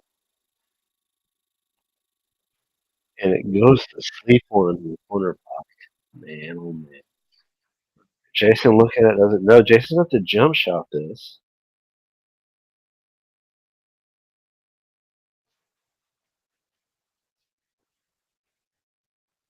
So Jason looking at how his jump's going to go with this. Might use two rails on the jump to get shape on this. He comes out manageable, which is at times what all you can hope for in some of these regards. If come out manageable.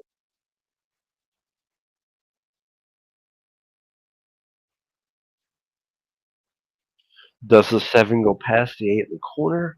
That's what his first option should be. If it doesn't, then he's going to have to back cut it thin to the other corner and then shape the eight. He might have just been looking at the eight ball. Yeah, he was.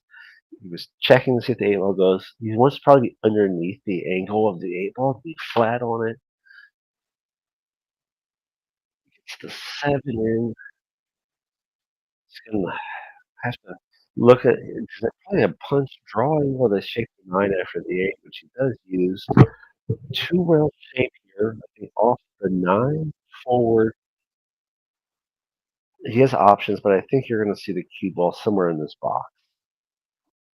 That's what I would think. Doesn't quite get to the box, but he gets straight on the 10. He likes it. All right. Now we're 7-7 in this matchup for the belt, the top of the Valley Dibs belt, as they battle forward even further. So 7-7. Race to 4 now as we count this race down. As these two players just won't give up on each other. One rack after another. Will of attrition at this point. How about the table racking with a Salado rack Western BCA jersey on? They are using BCA rules today, minus the racking rule of 2 and 3 in the corner as a foundation of how the rack can go. Pablo has been putting his 2s and 3s in the corner, repping his BCA. It's 7-7. Alternate break. No one's running away with it by winning a rack and getting a second break on the other person. TAVO won the leg. TAVO gets that final break to see if he can control the rack or run the rack to win this game Hill as these players continue to battle. Taking that Salado template rack off the table by TAVO.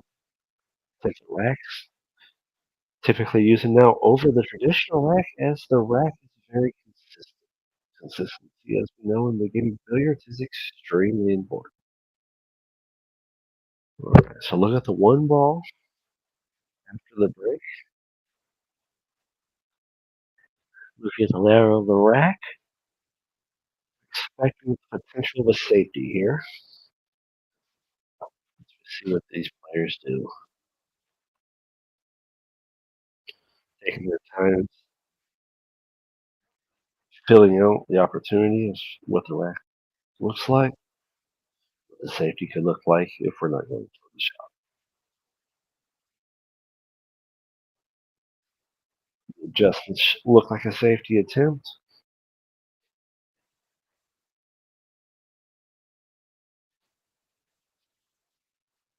and that was exactly what was prescribed. But however, that prescription was not filled because Jason has a good look at the one ball here for a cut shot. But he's got to look at the rest of the table to decide whether he wants to make this cut or re-safety.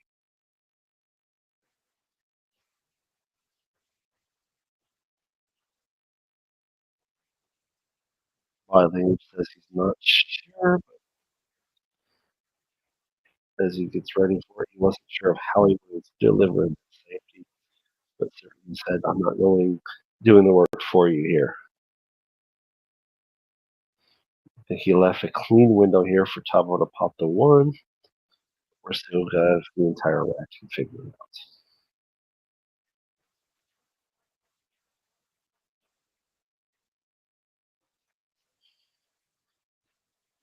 Straightness of this, you might see stop shot or power draw from TAVO. He said, looks pretty high on the cue ball though, so he decided to re-safety instead of making the ball. So we certainly have ourselves a rack battle here with how these players want to approach coming into this one. No one's taking any punches they don't have to. These players battling to see who's going to start working on winning this rack first.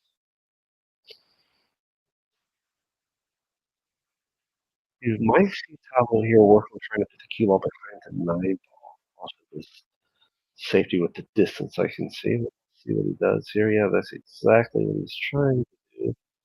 He does leak out. That looks like a potential for Jason to make the one. He moved the 9 away from either the 2 or the 4, whichever's up table.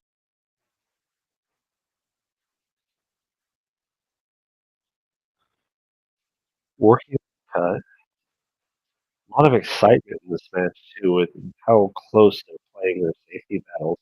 And the stakes are millimeters at best. It really is a phenomenal competition between these 2 players at top of the valley. Jason FICK, though, a little body movement there.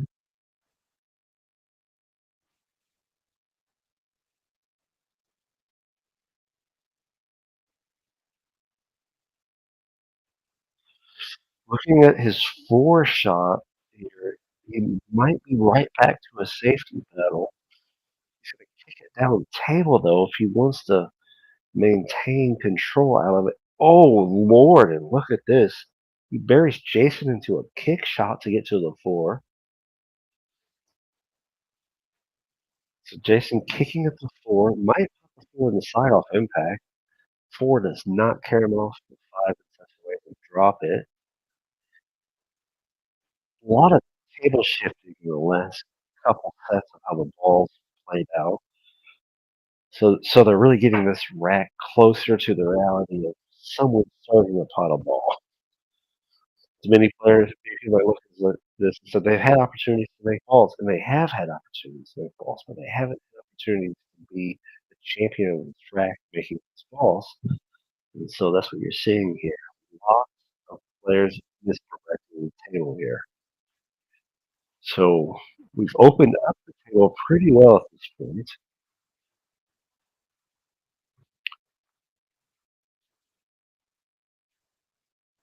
Jason looking at his windows of opportunities with safety. Again, he delivers a nice uppercut with that safety. It's the jump distance of how to execute this is not favorable for top ball. You know, it's very jumpable. It's just you gotta hit the way it feels to the jump well. And the players are saying they want to take a break. So I guess we're going to take a break here for a moment. That's what the Solano Town means. So I'm going to take a break as well. And we will be back here momentarily after this break.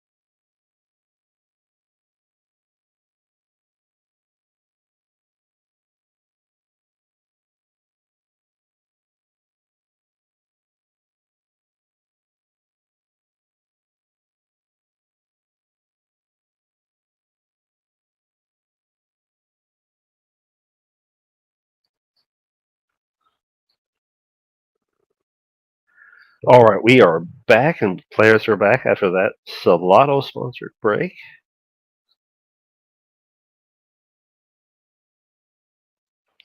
All right, so Jason Fick was just the table working on his attempt. And here is TAVO now at the table. He's calling.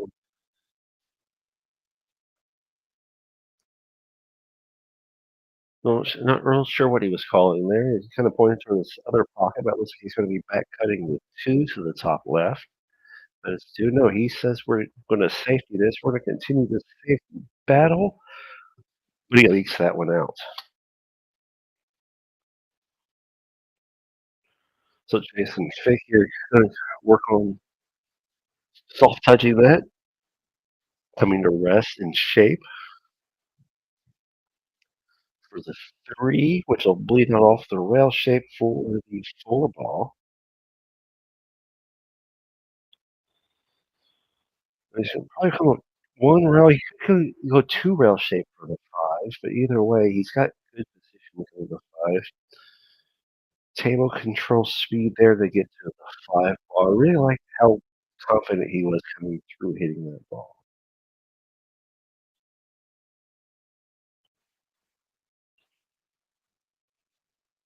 I did not expect him to use the entire table to ship that 6 ball. However, he did, and he did it well. So it's gonna come out 1 rail shape off of the. Oh, no, he's just going to drive power hit that with a little draw. Jason shooting very confident at table control here, trying to get up to rack 8. Comes in misdirection. That's where I was talking about earlier, where you misalign your body slightly to get in different shape. He did that very well there. Is if he would have hit that straight in, he would have been at a much tougher angle on this 9. So he just adjusted, cheated the pocket angle a little bit, and was able to put the 9 in that shape. Oof, barely missed the side pocket, though. That's that English come off the rail with a little excessive running speed. Puts the cue ball where he doesn't want it. Really, he's going to have to look at a bank opportunity or cut to side or corner pocket.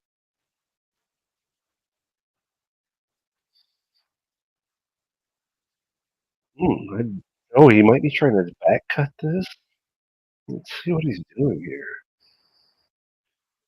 He does back cut it into the corner pocket, misses both side pockets scratching. That was a well struck, sir. That's all you can say about that. Well struck. Dangerous shot to go after. But it's one of those deals that can kind of happen as you advance in your skill sets and your ability to see the tangent line or just the way you can move your shot. You can manipulate how thin or thick you're going to hit one or the other. He tried to drive it down the table, the cue ball earlier, and off his stick in the corner, but table does have a ball return system, which means all the balls end up on the rack end of the table. It's Jason Fick uses Salado rack and his Salado shirt in tandem to produce a solid rack so that he can potentially do a really solid break here. So Jason Fick at the table. Race to 11, 1 game separation. Jason Fick needs 3 racks. TAVO needs 4. Let's see who owns the belt for the preceding several months. It's about 4 to 5 months that they will have the belt in their possession until the next winner is produced coming into next season, next year.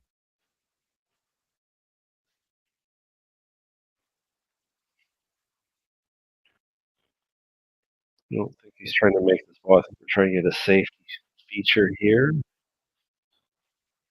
Players are doing pretty well at ball separation and safety, but keeping the ball in between them. Although there might be enough room. Let's see. Let's go to the back edge of this ball, front edge of this one. Oof, that's tough to make. It might be makeable though. It's going to be really tight on makeable. He can definitely contact. Let's see what he does with this situation. decides to work on a safety. I don't think that was his designed outcome, but it's enough of a correct outcome that he is somewhat safe.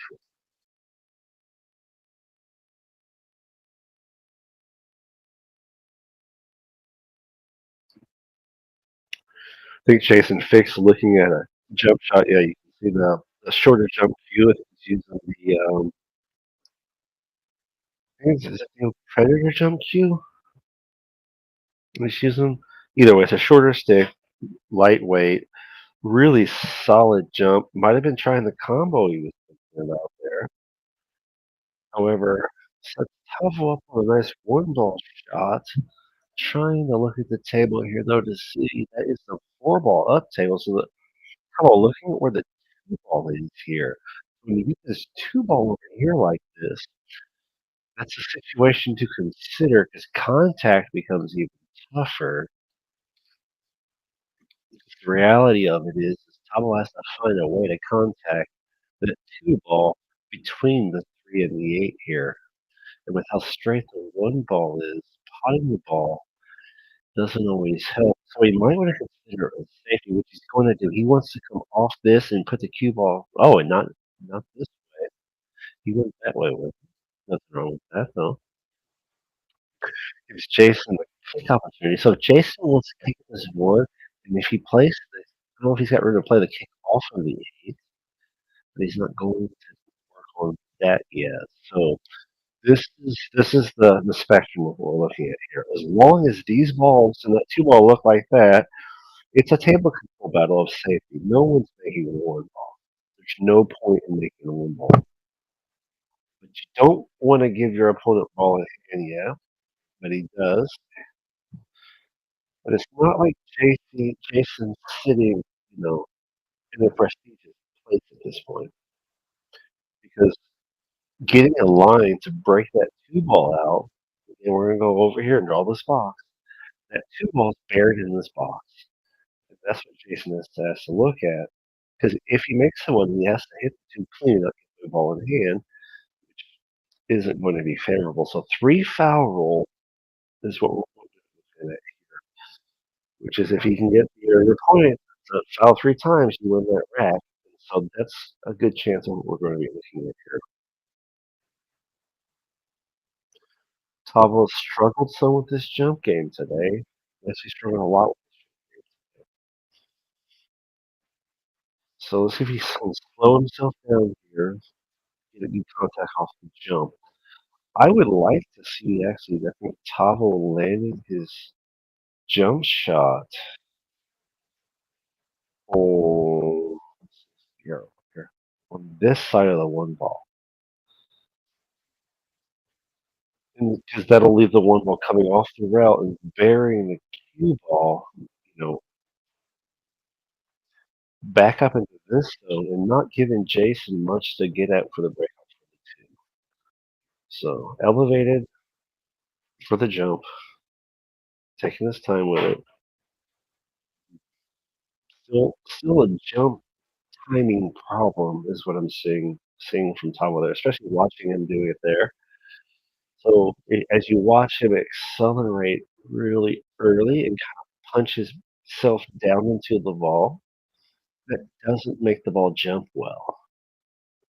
You want to be delivering the energy just a little later into the ball and then follow through so that when you contact the ball, it drives first into the felt, and then the angle of the impact, how you're hitting it, follows through and causes the ball to bounce essentially through it.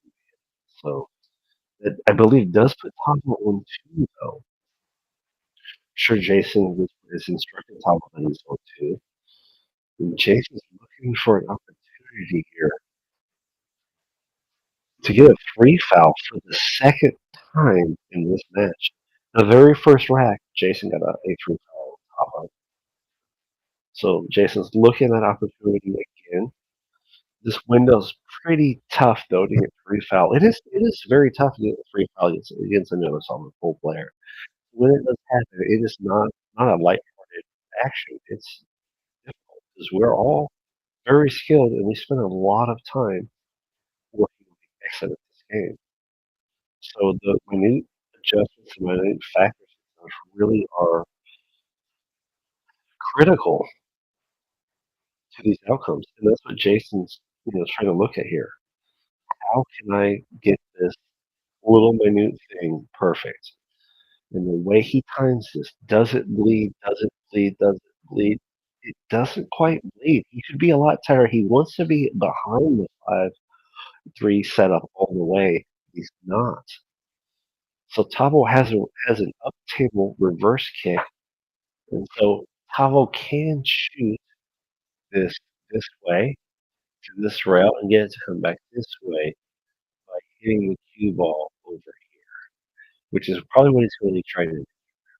But you got to stroke really late, like that jump shot. Ooh, he just math saves right into it though. Instead, okay, similar scenario, but instead he just drives into the ball and spins it around the other one to get the contact in the rail to get out of his three foul situation. So that now will reset three foul. So that's off the table now. Jason knows it. But now Jason has a look at the 2-5 combo. That's what he's looking at. He's does the 2-5 combo go? It does go. So he's going to come one rail, might use two to shape, but at least one rail off the one, does use two to shape. It's a little steep on the angle, but stays manageable. Do a combo here, 2-5 combo. Careful of okay, this has to safety because of the ball speed control to reshift the two. And that's what's I think was the choice there is getting it reshaped on the two ball even if you made the five because it's difficult. So he went to the percentage outcome, playing the percentage play, which is very smart. Tavo has a one rail kick, might use two, hits the three, gives Jason back ball in hand. But looking at what's going on here, I don't expect Jason to make the two. He's going to probably read safety. How he does it when he gets here, this is where skill comes in. This is a big skill here because this is not a free safety. This is a workable safety. You have to really work to get to a zone that tough, and that's pretty solid. Tavo's back stuck. Not really back stuck. I think you can try to jump, but the jump's even tough here. So remembering the cue ball up and stuff. So this is he could use several rails. The backspin here is even tough because even if he comes this way to try to get back to here, he's got to use so much drag English, like over here with the cue ball, and stroke it so much. Really come so far through it that he probably won't go after that. That seems he probably will go with a one rail kick. That's why would you do the harder one? One rail kick right into it and stay in the sleeve. Doesn't quite get the adjustment over on the ball. Gives it back. I would expect Jason to be out here. I really would. I would like to call this a run out for Jason. He gets ball in hand. He gets to choose to shape off the two.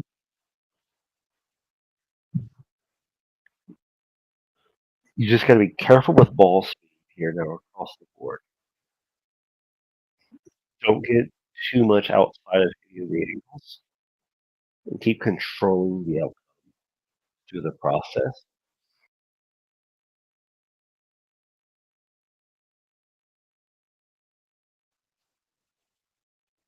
Jason using two rail table speed there to reshape the five ball. He does very well too. Really see both players here being really consistent in their table management. Yeah. So Jason gets a nice thick angle to come across the six ball to shape the eight. Yeah, just like that with the window. A little more work here to come top through the eight to shape the nine. Two rail shape. Might use a third rail, doesn't though. Gotta be a little bit bigger on the stroke here. Three rail shape, I believe, with eight in the corner. They're laughing about something. The ball typically when you hit the ball, the cue ball gets a lot of speed, but here it's not going to get as much. So you're going to see Jason overstroke this a little bit. Decides to take the underside of the angle for the 10. I'm still preferring to go further and try to get the top side of the angle. Trying to just really learn whether or not that's favorable or not. This is a great 10 ball player. Takes that angle, doesn't pop the ball. TAVO, also what we call a spot shot. So the spot you see on the table, you put the average ball on there, and put the cue ball up over that behind the kitchen, and the top two diamonds. Call it a spot shot. It's a shot that we all practice to become phenomenal at because it happens from time to time. That's what he's stuck with here. Working on cuts the pot, does not make the ball, and leaves Jason in a perfect window to make the 10 ball. Jason just looking at the distance off the rail the 10 ball sitting so that he can drop it in. TAVO having a solid opportunity to get back on the board does not. Brings up Jason needs 2. TAVO needs 4. TAVO setting its break here.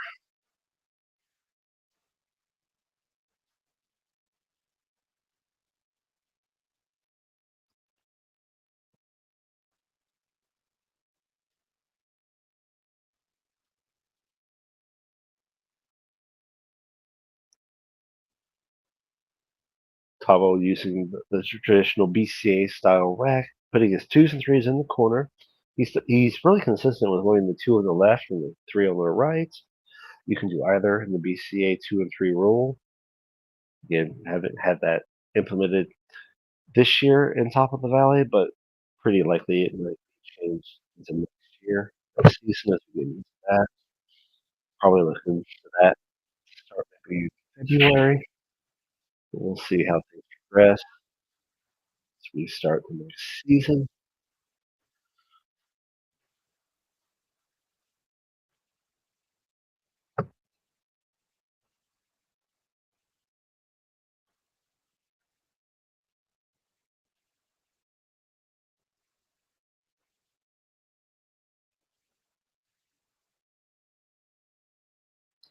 Looking at TAVO, maybe looking at the 1 ball in the side pocket.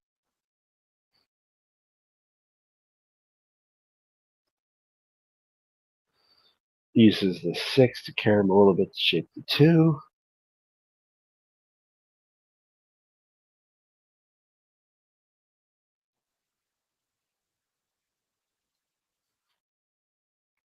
Got a little thin on cutting the 2 in. Managed it well though.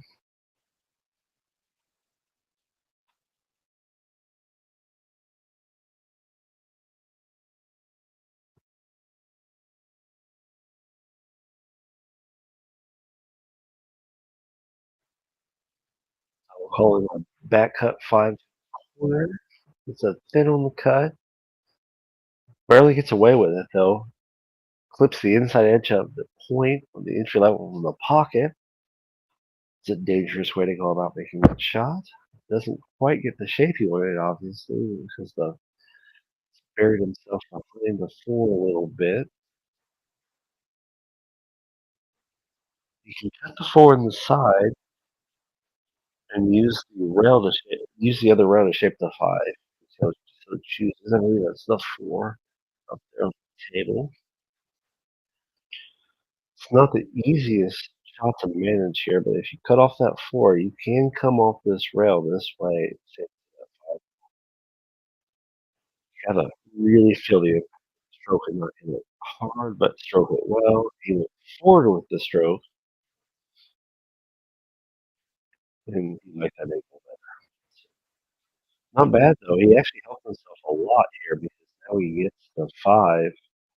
Yeah, he's looking at his 5 angle because he can off the rail with the 5 and shapes into 6. It's right. If he uses his bottom ball stroke, he might hit it full and end up over here though. So there's another option. Where it's a little fuller, I'll throw it in slowly.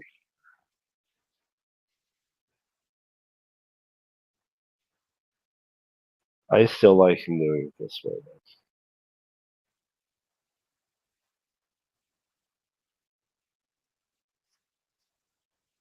So if he gets there, he should be out. Keep himself with momentum towards Jason through the end of these racks. He's back cutting this, actually. I just noticed that. I personally don't think I would want to choose that because the rub angle is tough. And what I mean by the rub angle is as the ball is, since they're both round, as it comes into the back end of the angle, it wants to throw the ball to the right. So you have to impact the ball slightly more to the left and adjust it more in a way that's detrimental to, keep the angle correct.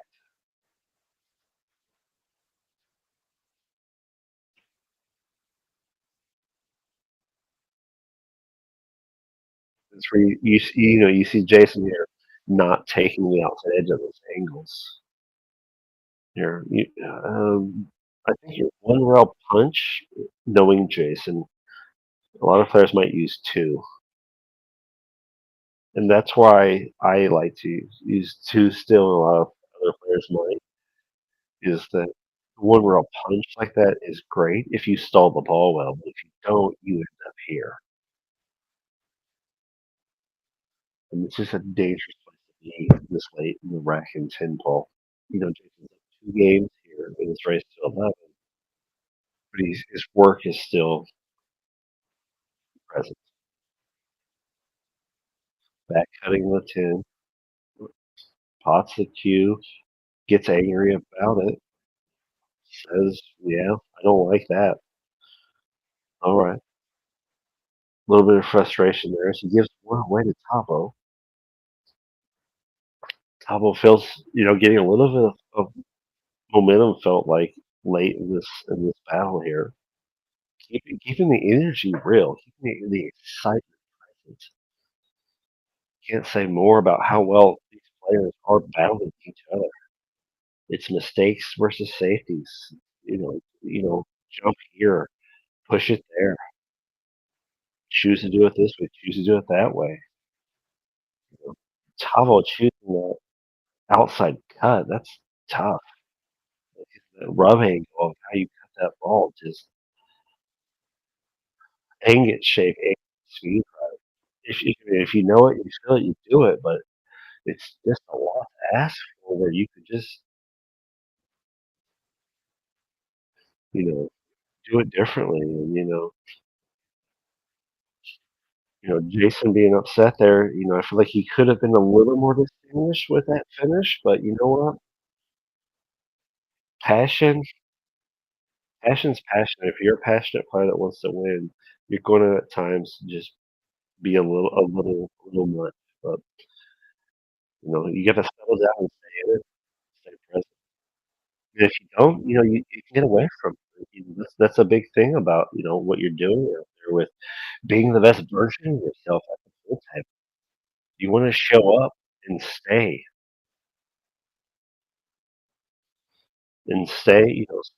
present with who you are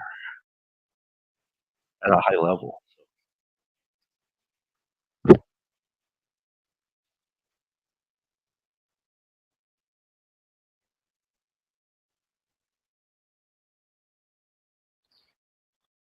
So Tavo ends up delivering this.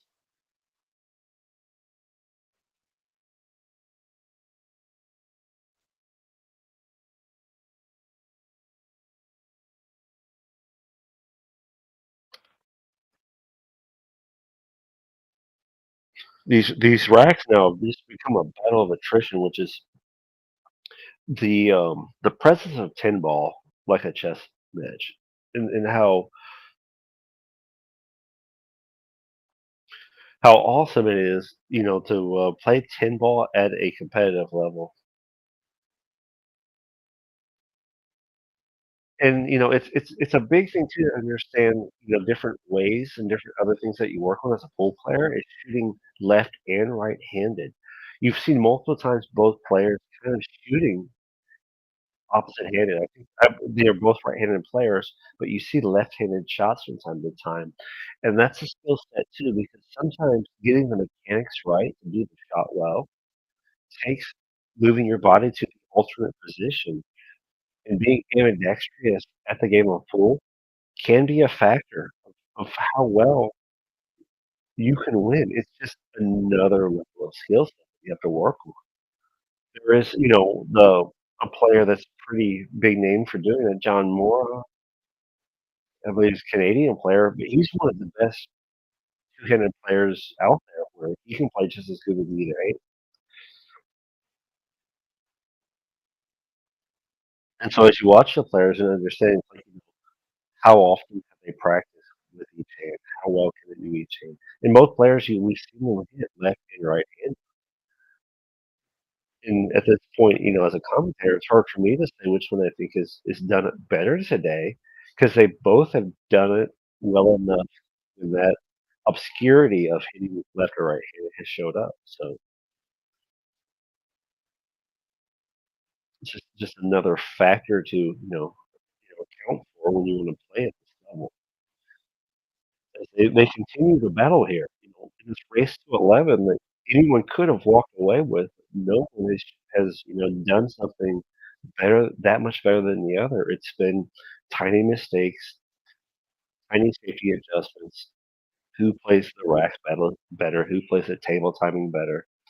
Jason Fick, though, coming out here delivering just a brutal safety.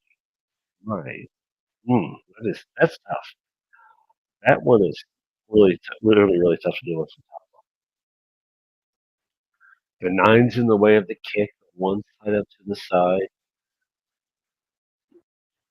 It's just there's one function option I see here, which I don't know if TAVO has this ability, skill in them, is that you can overcorrect that, but the fact that you have to jack up to do that over there, you can't do it that way very well. He's gonna try this kick, and, maybe what he didn't understand is that kick has to come this way, and then you have to hit this, and then I think if you come here, you have to cue ball here, so that it comes off this route into the impact.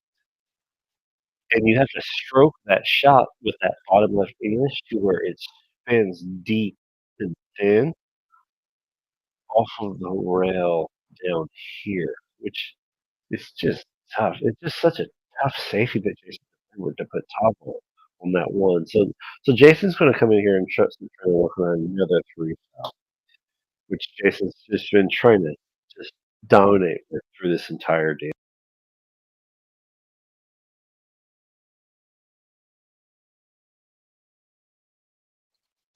And here Jason, he does it again. This is another really solid safety. However, this goes back to talking about, different levels of jumping, whereas like myself, I've, worked on such a tight jump where I can jump a cue ball within a quarter inch of a ball.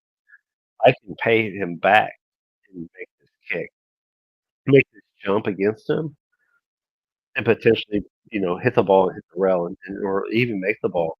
And he knows that. So I don't know if he'd always try that against different opponents, but however, he did that one well to get to two. So he's telling Tavo on two.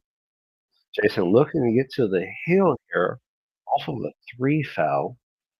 If you look back and remember the very first rack here, Jason got a three foul. So Jason looking at sending the one ball down to burying the cue ball up by the two, I believe. He wants that cue ball to be tied up on the two ball like that. And see that goes right back again to a skill set that exists. People can do it. I'm getting better at it, and there's people much better than me. I know Scott Ratio out of Spokane, I get most of my cues from and everything like that. He's really good at doing this jump. We can make this jump shot a reality, and it can be done. But it's a skill you have to master. And it takes away this safety. TAVO has not worked on the skill set, doesn't know it, isn't part of his repertoire, and so he gives up a 3 foul because of it. So having alternate skills and abilities become big factors in this. So that puts Jason Fick on the hill in this race to 11. TAVO stayed in it the entire time, is still in it, just has to start working on getting 2 more racks to get back into it, get himself back to the hill. Because if TAVO gets to the hill, he's still sitting there with what he earned off of the lag, which is the break all on the hill. And that's the big key to winning the lag, which he won. And as we go. So TAVO, yeah, continuing his BCA quality rack, 1 in the front, 2 and 3 in the corners, in the order that he puts them in. As you see his BCA jersey, which we are using BCA rules minus the rack credentials, which will probably increase next year. Let's talk about the break. Alternate break, rack your own. Typically, that's been a pretty heavy thing with a traditional rack, in that your opponent could try to alter the rack and or sort of cheat. We don't use that word, but because they can rack it loose and the break be bad with the template rack, though that goes away. So technically, rack your own or template rack is not as much of a thing, but I think it's about just knowing that you did it correctly when you rack your own. Have a pot ball, puts up a decent rack. They both like it though, because I can hear them in the room laughing about it a little bit with the spray. So TAVO has a break here that he could run out. This is manageable to run out. Not perfect, but manageable. He can take his time with each step of his process here. Yeah, looking at his shape, getting to where he feels about how it's going to be.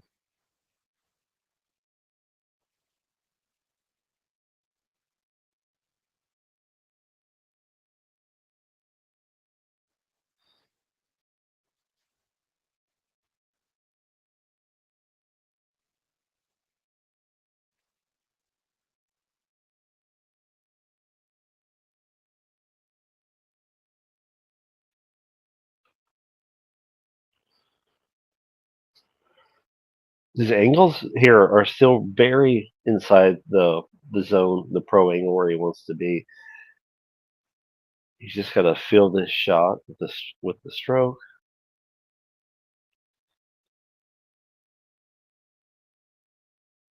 So I believe is it 3 to the 5? So no, he did not really be there. I thought that 3 was a table. It must be the 7 ball. So yeah, so he's going to make a pretty tough back cut. His body stays still for it. I like it. Really like how he stays still to make that shot, because you want to move. Take a look at what he does here. Can you see how his body moves around with the tape?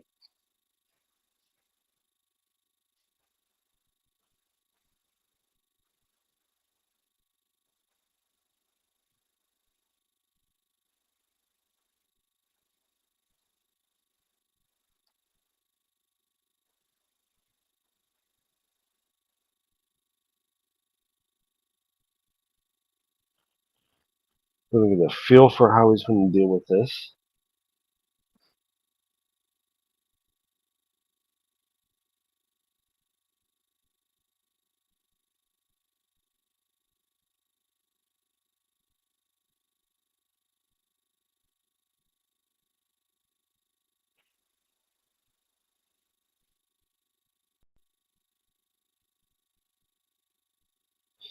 Doesn't quite, just moves wrong with it.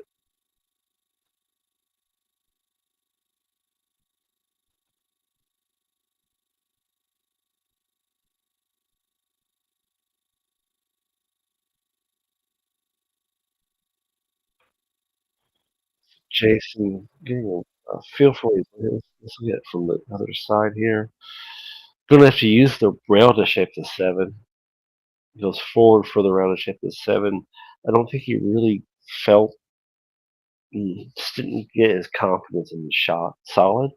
So now he's gonna have to overhit a thin angle for the 7 to shape the 8, or deliver another solid safety, which he's been doing well. So obviously, if Jason wins this rack, he is the champion. TAVO's jump has been struggling, but you know what? If you're going to come back and deliver a solid jump shot, let's do it right now. Let's jump this ball. Let's pot the 7 ball, because if you can jump this and pot the 7, you get shape on the 8. If you put your body straight, dart jump this, land it at the 7, you make the 7, and you shape the 8. It is a reality.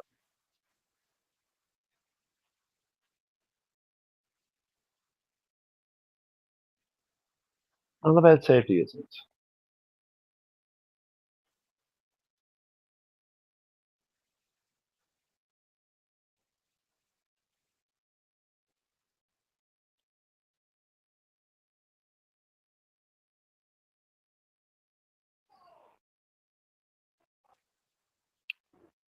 Hear a little bit of noise out of Jason there as he scratches there.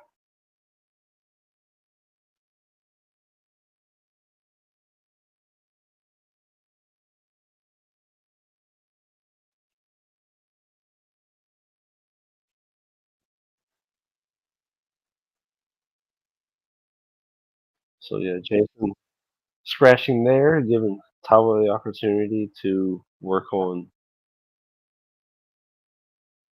one or two rail shaping the 10, probably one rail shaping the 10. Nice table control speed on the 7-foot diamond. Simonis 860 delivering control as it does. Tawa shooting excellent to get 9 to 10. Holding Jason off for one more whack. Jason's still on the hill. Tawa needs one more to make this another hill battle. And so Jason racking right now on the alternate break, which means that if Tavo wins one more, Tavo gets the break, having the break being quite a deal towards the end of this, because uphill battle with the break means that you could potentially have the table control.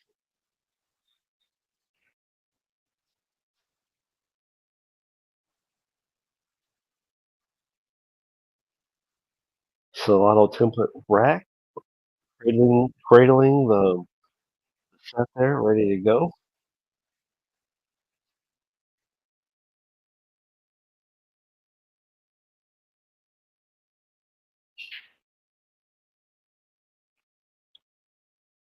Oof.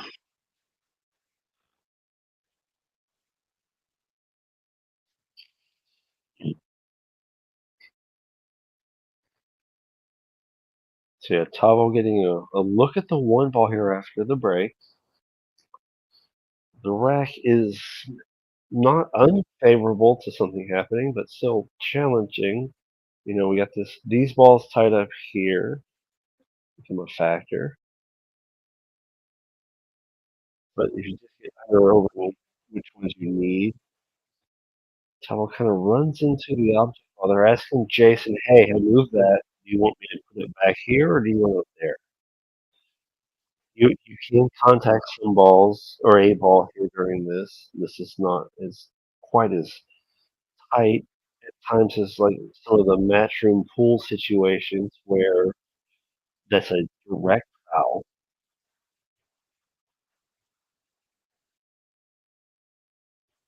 Jason wants to have it put back to about where it was before. As he looks at getting shape into it. Battle being extremely close here.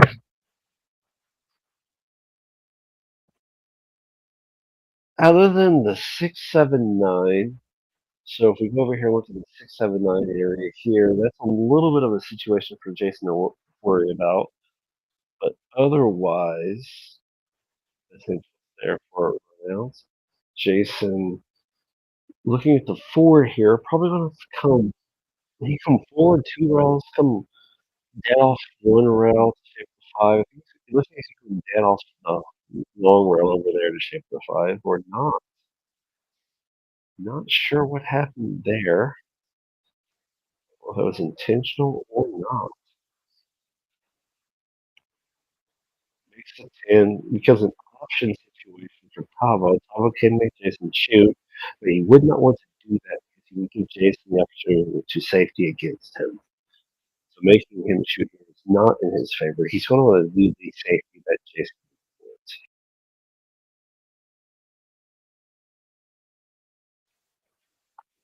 And he does that.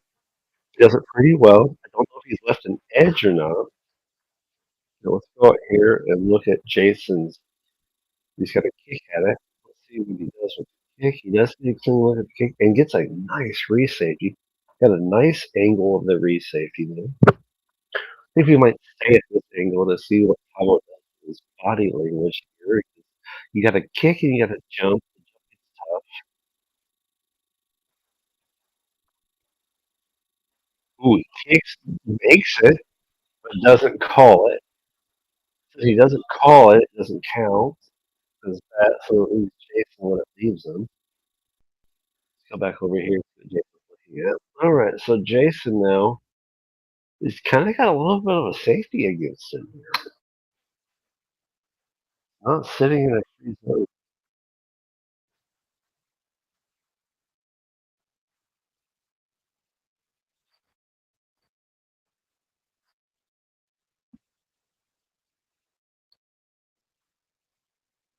Jason gonna spend his time figuring this thing out here. Let's go back again, I guess. Over here, maybe they're taking a break. Oh, no. There must have been an option on there was an option on the table, and Jason chose to give Tavo the option. It's tight.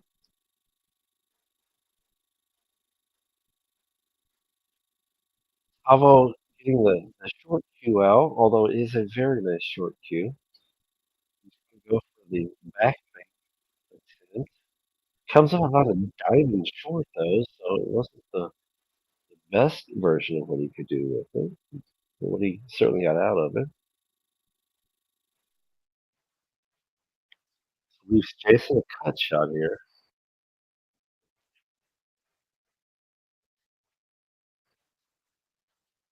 Runs into the 5, ties it up a little bit. Can hear both players laughing about it over there. They're so close in this final, 1 to 3 games here. Whatever it is. Tavo coming in for the safety. Comes out thin and locks it up. Doesn't lock it up, but ties it up. Nice behind the 10 ball. It's going to make Jason potentially jump at this. He might kick at it.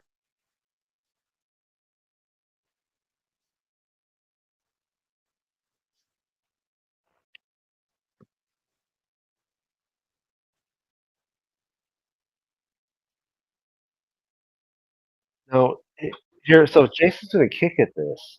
This is what he's got to think about as he comes into this kick. Is he wants to hit the ball off the rail here, I believe, to push the 5 up table and leave the cue ball buried behind the 6, which he doesn't quite get to that level of the kick. So he bleeds out a full look at the 5, but not a makeable shot for Tom. I don't believe. Tavo might try making it to the corner pocket, but I think you're looking at more just a re-safety as they battle through each other. I really that was impressive, the drive that Tavo did with that. So that's not a free outcome. The way he hit that ball and drove this down here like that, that's a nice shot. That's props all the way to being a great pool player because those are not free traction positions off the level. So we have to make sure he gets those props. Jason he might come this way to hit this. Oh no, he's coming the other side. So he's going to come onto the inside angle here, impact the ball. Does he tie it back up? Oh, he leaks that out. So this is dangerous for Jason. Good great for TAVO. So TAVO's going to come in here and hit this, and probably shape back over here for the six ball. Don't overstroke it. Just let the ball go in the pocket and feel the oh, ooh, not not not good. Not good for TAVO because now Jason's going to overextend this and probably shape the six ball this way.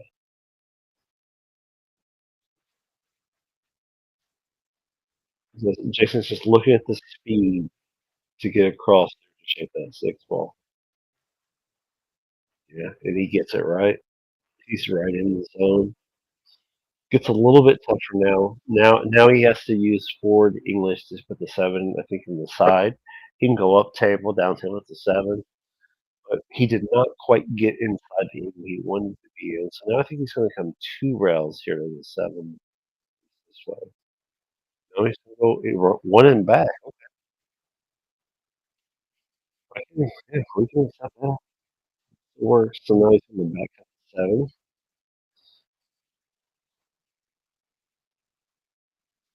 Does not back cut the seven. Doesn't like the shape to the eight. Ooh, unexpected for me. Expected for him, I guess.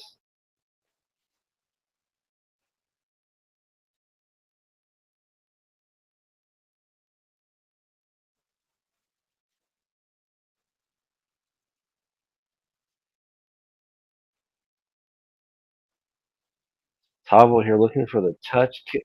Oh my lord, what a safety. Yeah.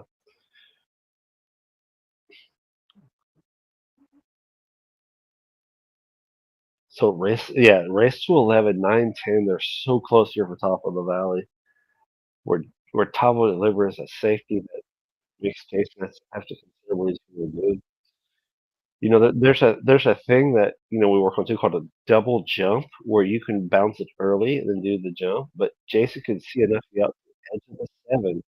He decides to drive it that way, but he gives Tavo the window. So now Tavo has the table opportunity he needs right now. He just needs to focus, stay down, stay consistent, and win this rack to get to the hill. He gets two rail shape off the seven to the eight. Depending on where he gets to the eight, he gets to go up or down table for the nine, but he decides to not deal with those percentages because where the nine is. I can say I love that. Right there where that nine is, there's just so much that can go wrong between where the eight is. He sees a safety that he likes enough to make Jason go disrupt Jason. He's doing a great job disrupting Jason. He really is. So here's another opportunity where he can go for something.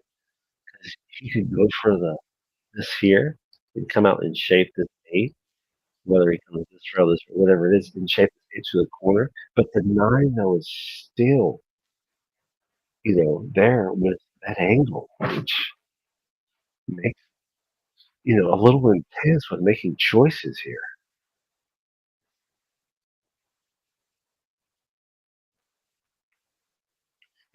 Yeah, both players, playing very consistent for where they're at, very calm, working on each angle, working on each outcome. I like how they're experiencing each, shot through its process. Tavo calling the back cut here, dealing with track running into the eight.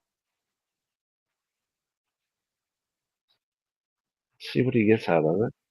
Doesn't get it, scratches, gives the rack back to Jason, and now lets Jason be able to choose his angle and shape. This could be detrimental for the win for Jason winning here, if Jason gets shape on the nine. And that's what Jason is looking at. Jason can get shape on everything else perfectly. He can, no matter where he gets on the nine, he can shape the 10 to win. But the nine ball shape is the fact. That's what Jason's looking at here. He's going seven goes here, eight goes here, nine goes there. I will. Seven doesn't go in. Oh my lord! Bobbles the seven. Let's TAVO back one more time, sitting on the hill. Just as the momentum mounts, that TAVO can go to one more game. Can TAVO get up here off the seven, shape the eight, deal with the nine, make the 10, battling for the TOV belt?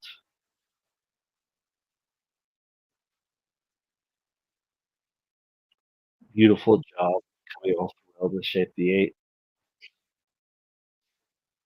Almost looking at a big stroke here to shape the nine. Whether he goes forward, whether he goes back, it's a bigger stroke, but the confidence in making the ball, just do it. The diamond table showing up there. Can't come much inside of any of the points or any of the inside of the rail, though that's just a little too powerful for that. Gives Jason the inside of the eight. Jason doesn't make the eight. Ooh, the frustration mounts more for Jason. You see the cue at the table, a little more frustration. TAVO gets a look at making this eight inside, I believe is what he's going to try to go for here. Cue ball will come off the rail and shape the nine naturally. Just got to look at the inside drop of the ball, get a feeling for it, take his time, pay attention to the speed. Just feel the speed of the ball falling in the pocket. Don't worry about the cue. Overdoes the zest, but gets there. So the nine ball goes down now with the cut. Take your time, not rushing in this one. Got to over manipulate the inside, rushing it, spin cutting the nine to shape the 10.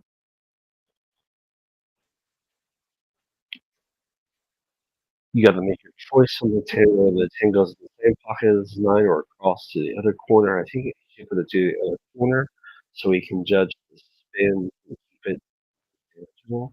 But he's not going to go with that. He's going to go with the safety for Jason and not lock up to the 10. This could be detrimental because Jason's going to be able to cut this one way or the other and hold the cue ball to each and other side of the 10.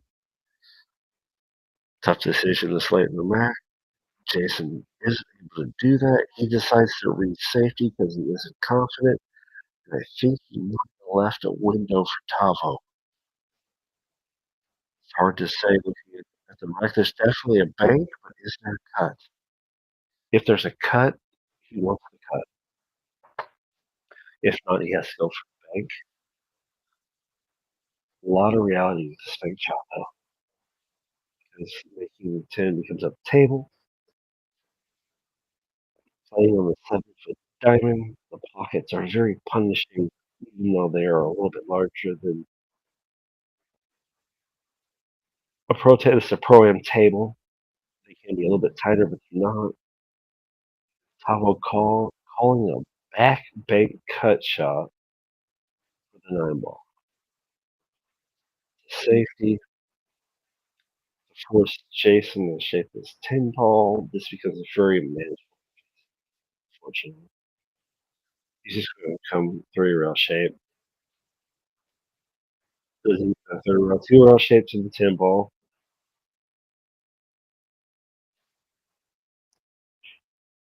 And with that, Jason Fink wins top of the valley after a huge battle of attrition. 11-9. What a battle. You know what? Before we end this stream or anything else, we'll go out there and make sure that we shake the appropriate hands with these players. Well done, TAVO. He said, well done, Jason. Yeah, good win. Good. Yeah, yeah, you both got so close on both of them. Yeah, yeah, congratulations, Jason. Yeah, yeah, Jason. So you get your belt back again. So no reason to sign it again because you just signed it. But however, congratulations, sir. You are the champion.